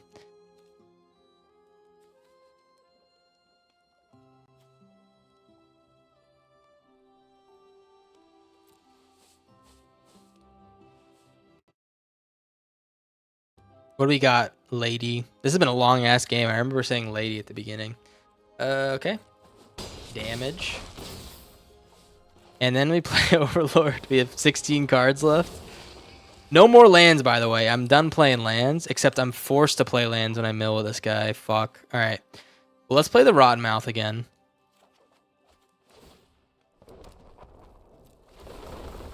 Return. Fuck. Stop milling lands. Okay, there goes the massacre. Let's sack. I'm gonna get rid of this head shredder. All right, let's get rid of the Ice Till. We don't fuck with him anymore. Get rid of the Ice Till. Submit 3. Fuck. All right, get rid of Ice Till. Get rid of both Bloodghasts. And maybe... Is that enough? No, get rid of the head shredder. Submit 4. And timeline color. I think that's like the only way we can do this, yeah. Alright. We drain him. Mr. Jones, how come you go by Corndog when the only breading is your bun? Stolen Valor? It's just like, yeah, it's an interesting question. The only real thing is that, like, I try not to like validate I try not to validate people's opinions when they're bigoted, you know? And people, you know, they say I'm one thing when I'm really a corn dog just because of like the way I look. It's just a little bit frustrating, you know what I mean? But I like to look past it and focus on growing as a person. As a corn dog, not a hot dog. Don't top deck a burn spell, please. That doesn't look like a burn spell. Is that a burn spell? Is that a burn spell? Exalted Sunborn? That's not a burn spell. Okay. You'll never be It's so funny, man. Normally people play along with the bit, but you're playing along with it in the opposite way. Yeah, good game, man. Good game, Lady. Let's do a little block ski with the Overlord, I guess, because we don't want to mill ourselves to death. You'll never be a real corn dog. I'm gonna prove the world wrong about who I am. GG's, man. This deck has insane like landfall potential. What do we think about putting like a what's it called? What is that the foundations card that you gain life when you play land? The primordial? What is we used to landfall?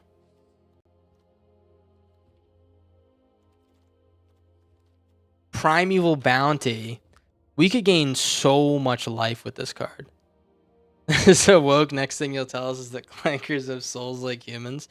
That's like the clanker bit's pretty funny, but also I feel like I shouldn't say anything about it, or else the AI is gonna find me later, you know? This is on the internet. They're gonna record this conversation. I love the AI, they're all great people.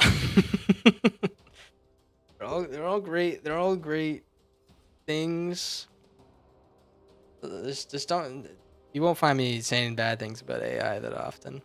Not because I don't want them to exact revenge. It's just because I appreciate them. What's the question for chat? What's the great filter event? What's the great filter event of our species? Does anyone know the concept of the great filter? Thing person, they're gonna get you for that. I'm not perfect. I think they know that by now. All right, what do we got here? There's Sothera. Okay, let's play the Kona. I'm expecting some counters or something. We're playing a 79%er. Unravel, okay. Anyways, looks like no one knows what that is. The great filter is a concept. Let me science you for a bit, all right? Maybe it's not really like science, more like prediction or stuff people talk about. The great filter is like a concept that the reason we don't see like aliens running around jerking off in the sky and stuff is because each player sacrifices X creature. Okay, let's play this straight up. Pay 0. Is because there's always in like every advanced civilization. Stop playing this card, man. In every advanced civilization, there's like a thing that fucking stops. It grinds civilization to a halt. It could be AI. It could be a big fucking nuclear war. You know, there's a million things it could be. But that's the great filter. Oh no, man. That's actually insane. All right. Kind of funny how we only pulled one timeline color and both of our blood gas didn't get put in the graveyard. Oh wait, maybe they did. Okay, maybe we can still win. Who knows? We definitely can't. All right, let's play the S board. The great filter is the ice wall? What are you talking about? That's roughly covered under Fermi. Yeah, the great filter is like the Fermi paradox, yeah. But I like the name great filter more. But yeah, basically, oh, wait, did he kill me? Never mind.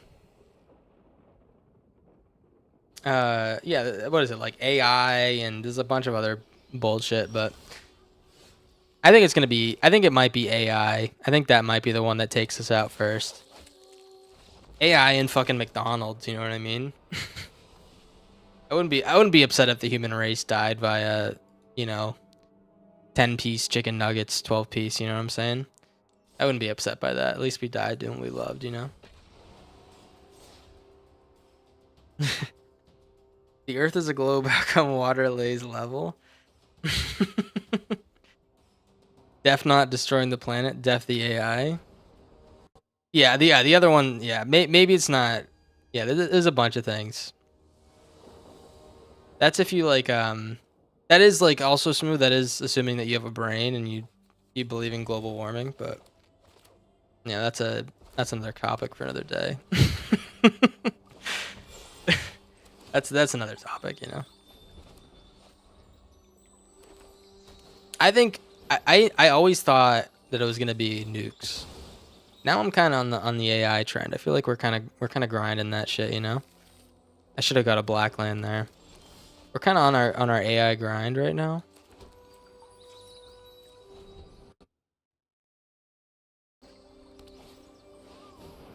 It's really Nicol Bolas at fault. What did Nicol Bolas do? I thought he was just trying to like. What did this guy ever do that was wrong? By the way, I don't mean to stand a bad guy. Oh fuck, we're dead. You're on the insect apocalypse theory? What's the insect apocalypse theory? I was thinking about spreading misinformation online. I think it'd be really funny to like make a conspiracy theory. I think the one I'm gonna go with is that bugs are growing at a rapid pace and they're gonna overtake humans very soon. Is that the insect apocalypse theory? Because I thought that shit up like 2 days ago. I guess it's not that like insanely convoluted if I thought it up and it already existed.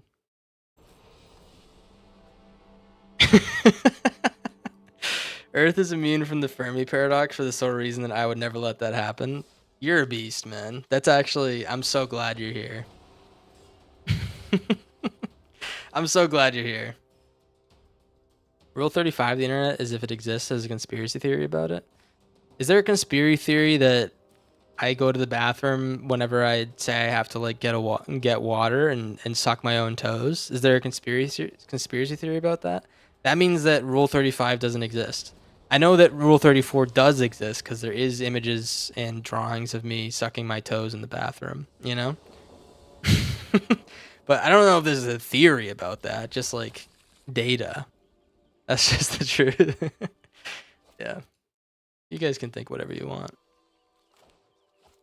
I don't suck my toes in the bathroom. That's what you guys want. You want that to be true. Let's play the lane or else here. But yeah, bugs are growing at a rapid pace. It's because of all the carbon in the air. It's not related to global warming though, because that doesn't exist. Let's station this guy. It's all the carbon in the air and the carbon monoxide, and it's making bugs grow at a rapid pace. Sooner rather than later, their brains will be bigger than humans, so they're gonna become the alpha species. It's a fact, man. It's the facts. You can't argue with the facts. Let's play the Quag Feast, I think.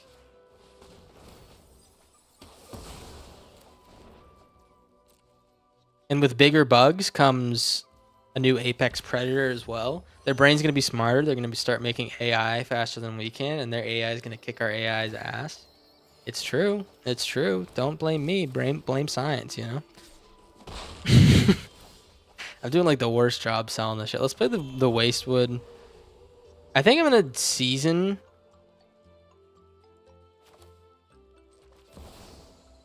Let's do this. Let's draw 2 and sack 1. This seems goofy as hell, but let's just do it.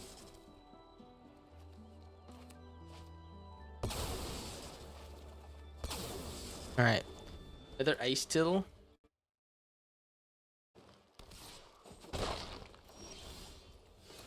Here he comes. Okay. C note. We're like, give me a land, please. Fuck. I was gonna say we're on our way. I thought that C note was a table passage.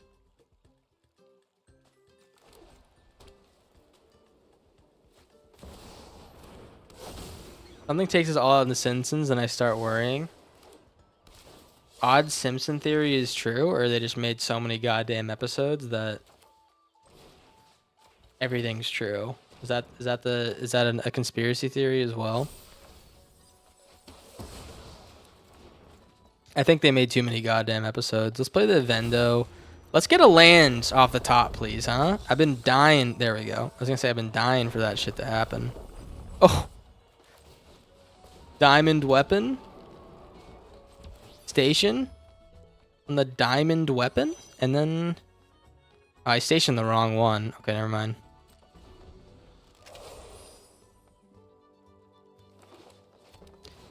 Yeah, guys, I just think that mommy milkers might be the one to take us out. Big juicy mommy milkers. It's just a shame, man.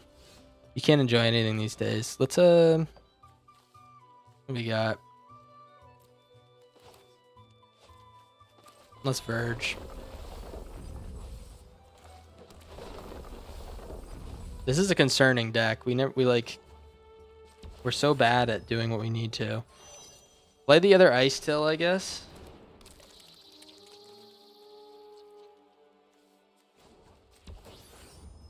It might be partially beneficial to just go into blue so we can play Ornate Imitations.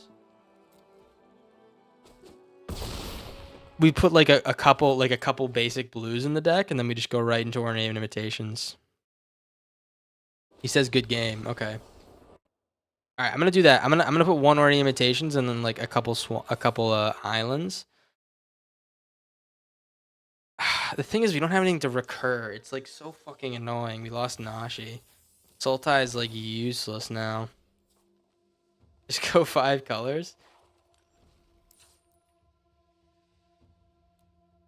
Like what? Where are you, dog?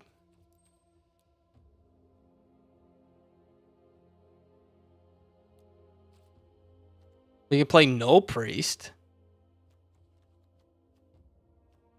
No Priests, Coiling Rebirth. What do we think about Funeral Room? Has anyone ever played that card? It's looking like Pull Through the Weft is another top contender. It's a contender to give me mad top. Let's I don't know, dog. Sacrifice your creatures, return this card from your graveyard to the battlefield. Yeah. Yeah, I might be out on this deck, man. It's something just seems wrong about it. I'll play one more time. Something seems like I can't get it to do its do anything. Like we get like an infinite amount of mana if we survive long enough, but then it just sits there. It just sits there. We're missing necessary tools to really pop.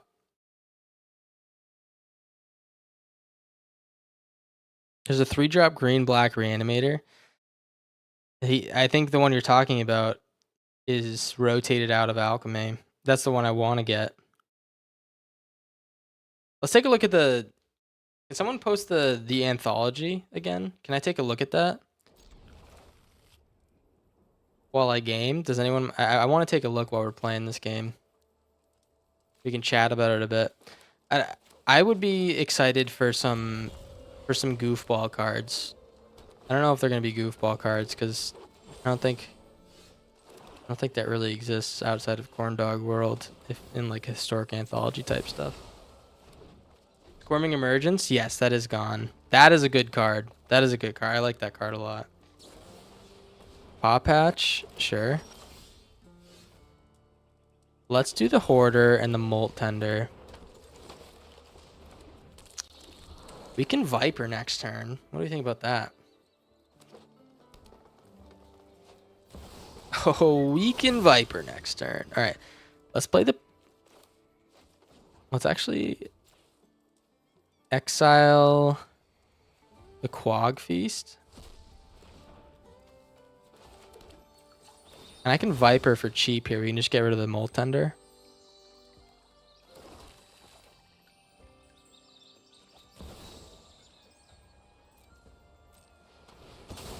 Nice. Then we can still play the Glimmer Hoarder. Okay. We're facing like mono green with fucking Paw Patch. Are they confirmed? Are they in alchemy? Wait. Anthologies. I don't think they're in alchemy. All right. What do we got? Oh, fuck. There's rebalances? Wait, what? Wait, they just 17 minutes ago they released rebalances. Mill 3 cards.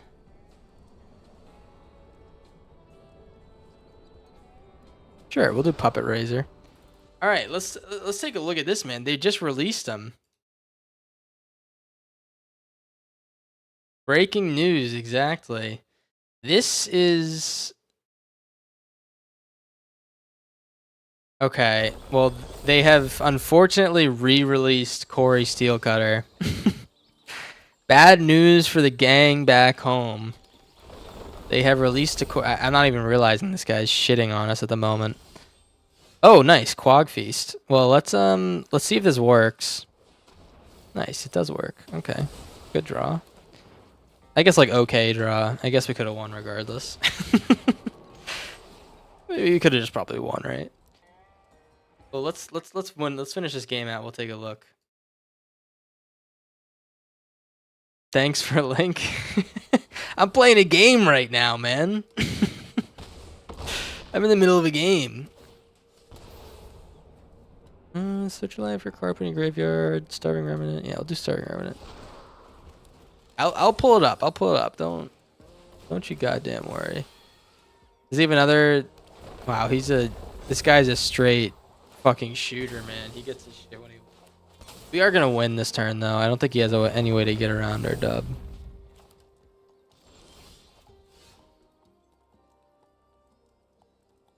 Yeah, let's pop this guy down.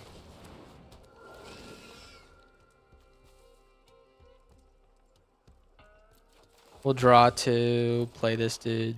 Swing in with the gang. He's going to do 3 Viper triggers. If he takes 1 damage, he loses from this thing, which he's going to have to. Insane top deck with the Quag Feast, by the way. So undeserved. Yeah. Boom. All right. GG's. Let's take a look. Edge of Eternities, August 18th. Corey Steelcutter no longer gives +1/+1 in trample. What do we think about that?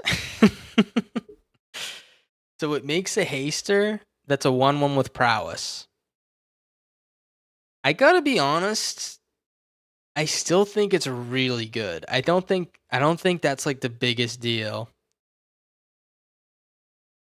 I don't think that this is the biggest deal. I think it's good. It's definitely a nerf, but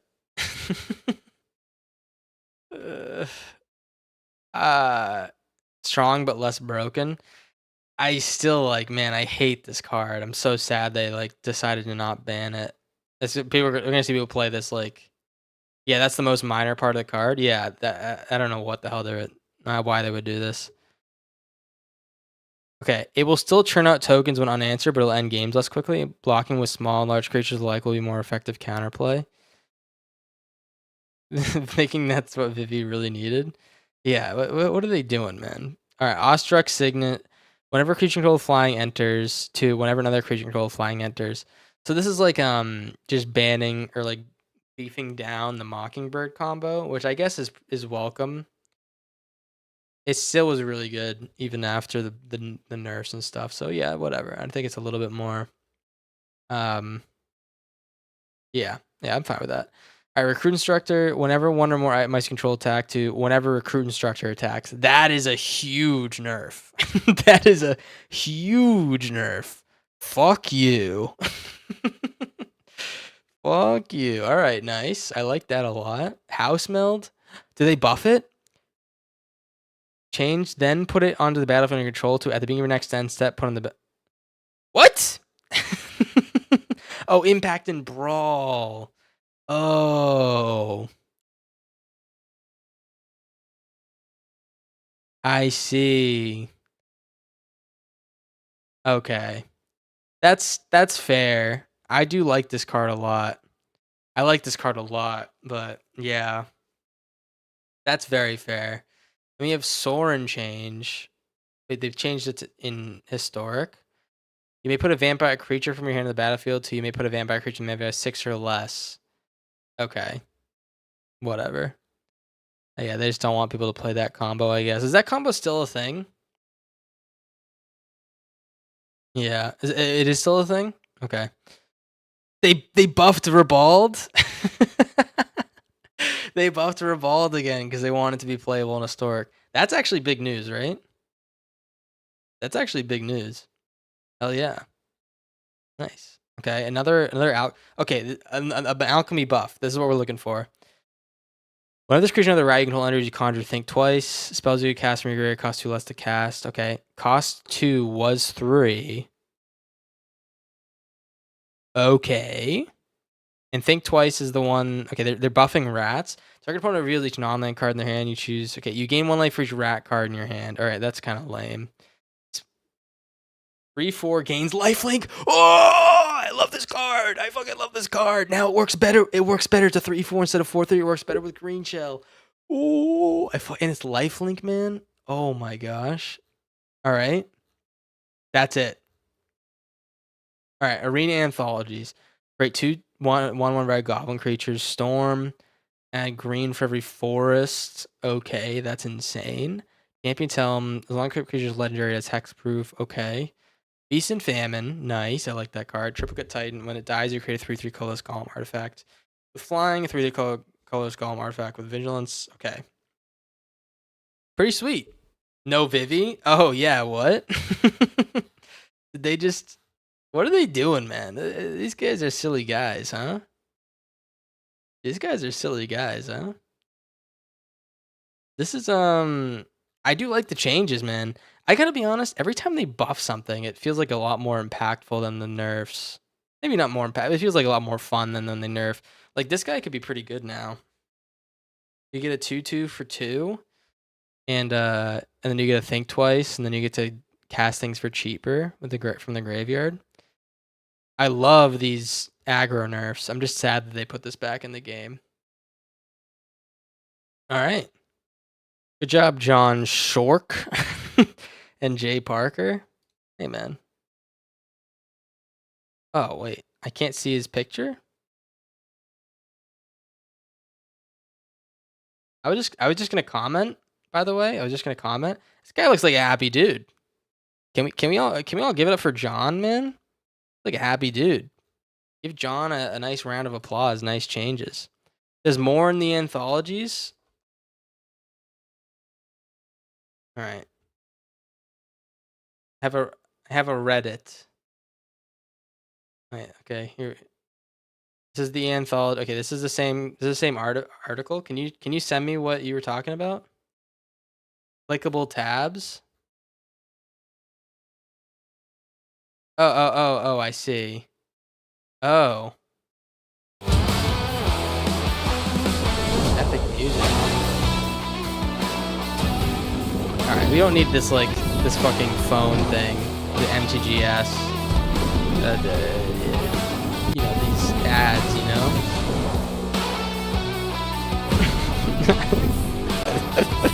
Why are they doing the same animation? Dude, I don't know who's in the ad department. Okay, well, we got a lot of artifacts. Alright, we got signets, talisman. We have signets and talisman. Okay, let's see the epic ad for this one too.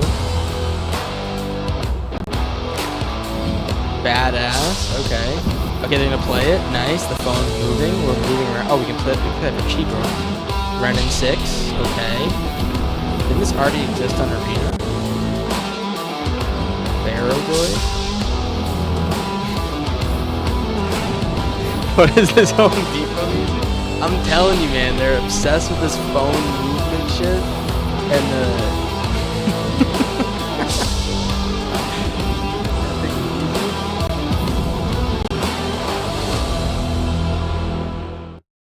Alright, we have Damn. Wow. That is an insane ad, I feel like. Is this not an insane ad? Damn. Oust. That seems pretty good too. Life, death. All lands you control become 1/1. Okay, there's still lands. Turn target creature from your graveyard to the battlefield. You lose life equals its mana value for 2. Holy fuck. Empty the Warrens. Flame Sash. 4 damage to a creature. Yeah, this adds so much. You got Mana Leak too. Thought Scour. What is this? Choose 3. You may choose the same mode more than once. Okay. Control magic. You control enchanted creature. Wrist is good. Was Renin 6 in Arena, guys? I feel like it was. Am I wrong?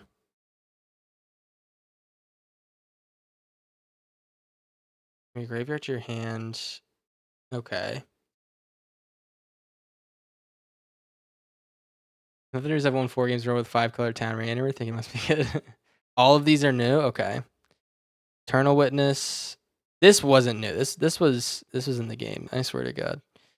Triplicate Titan. I like that card. Mother of Runes is an insane card. Okay. Barrogoyf. Equal number of cards in your graveyard. Deals combat damage to a player. You mill that many cards. Okay, that's a really good card. Wow. Card cycles in all graveyards. And the Lurgreif enters that creature deals damage equal to the power of any target. Okay. Ignoble Hierarch is a cool card. I thought that was different colors. Maybe I'm thinking of Noble Hierarch. And that was like Bant colors or something. Ancient Den. Okay, we got Artifact lands. Actually kind of. Yeah, I don't play a lot of Historic, but this is this looks like it's pretty good.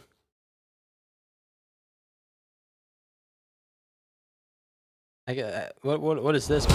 Whoa! okay, Mox Opal. Whoa! What? Treadmobile.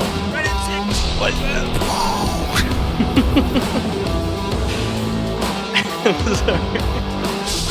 All right, I'm gonna take off, guys.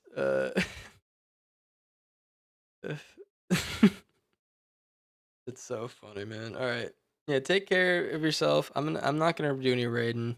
I might be streaming tomorrow with a new card and stuff. I'm excited for that. So, hey, take care of yourselves. I'll talk to you later. And, eat some vegetables, whatever you want to do. Talk to you later. Bye-bye. Bye. Peace, Lana. Yeah. Peace, everyone. Bye-bye.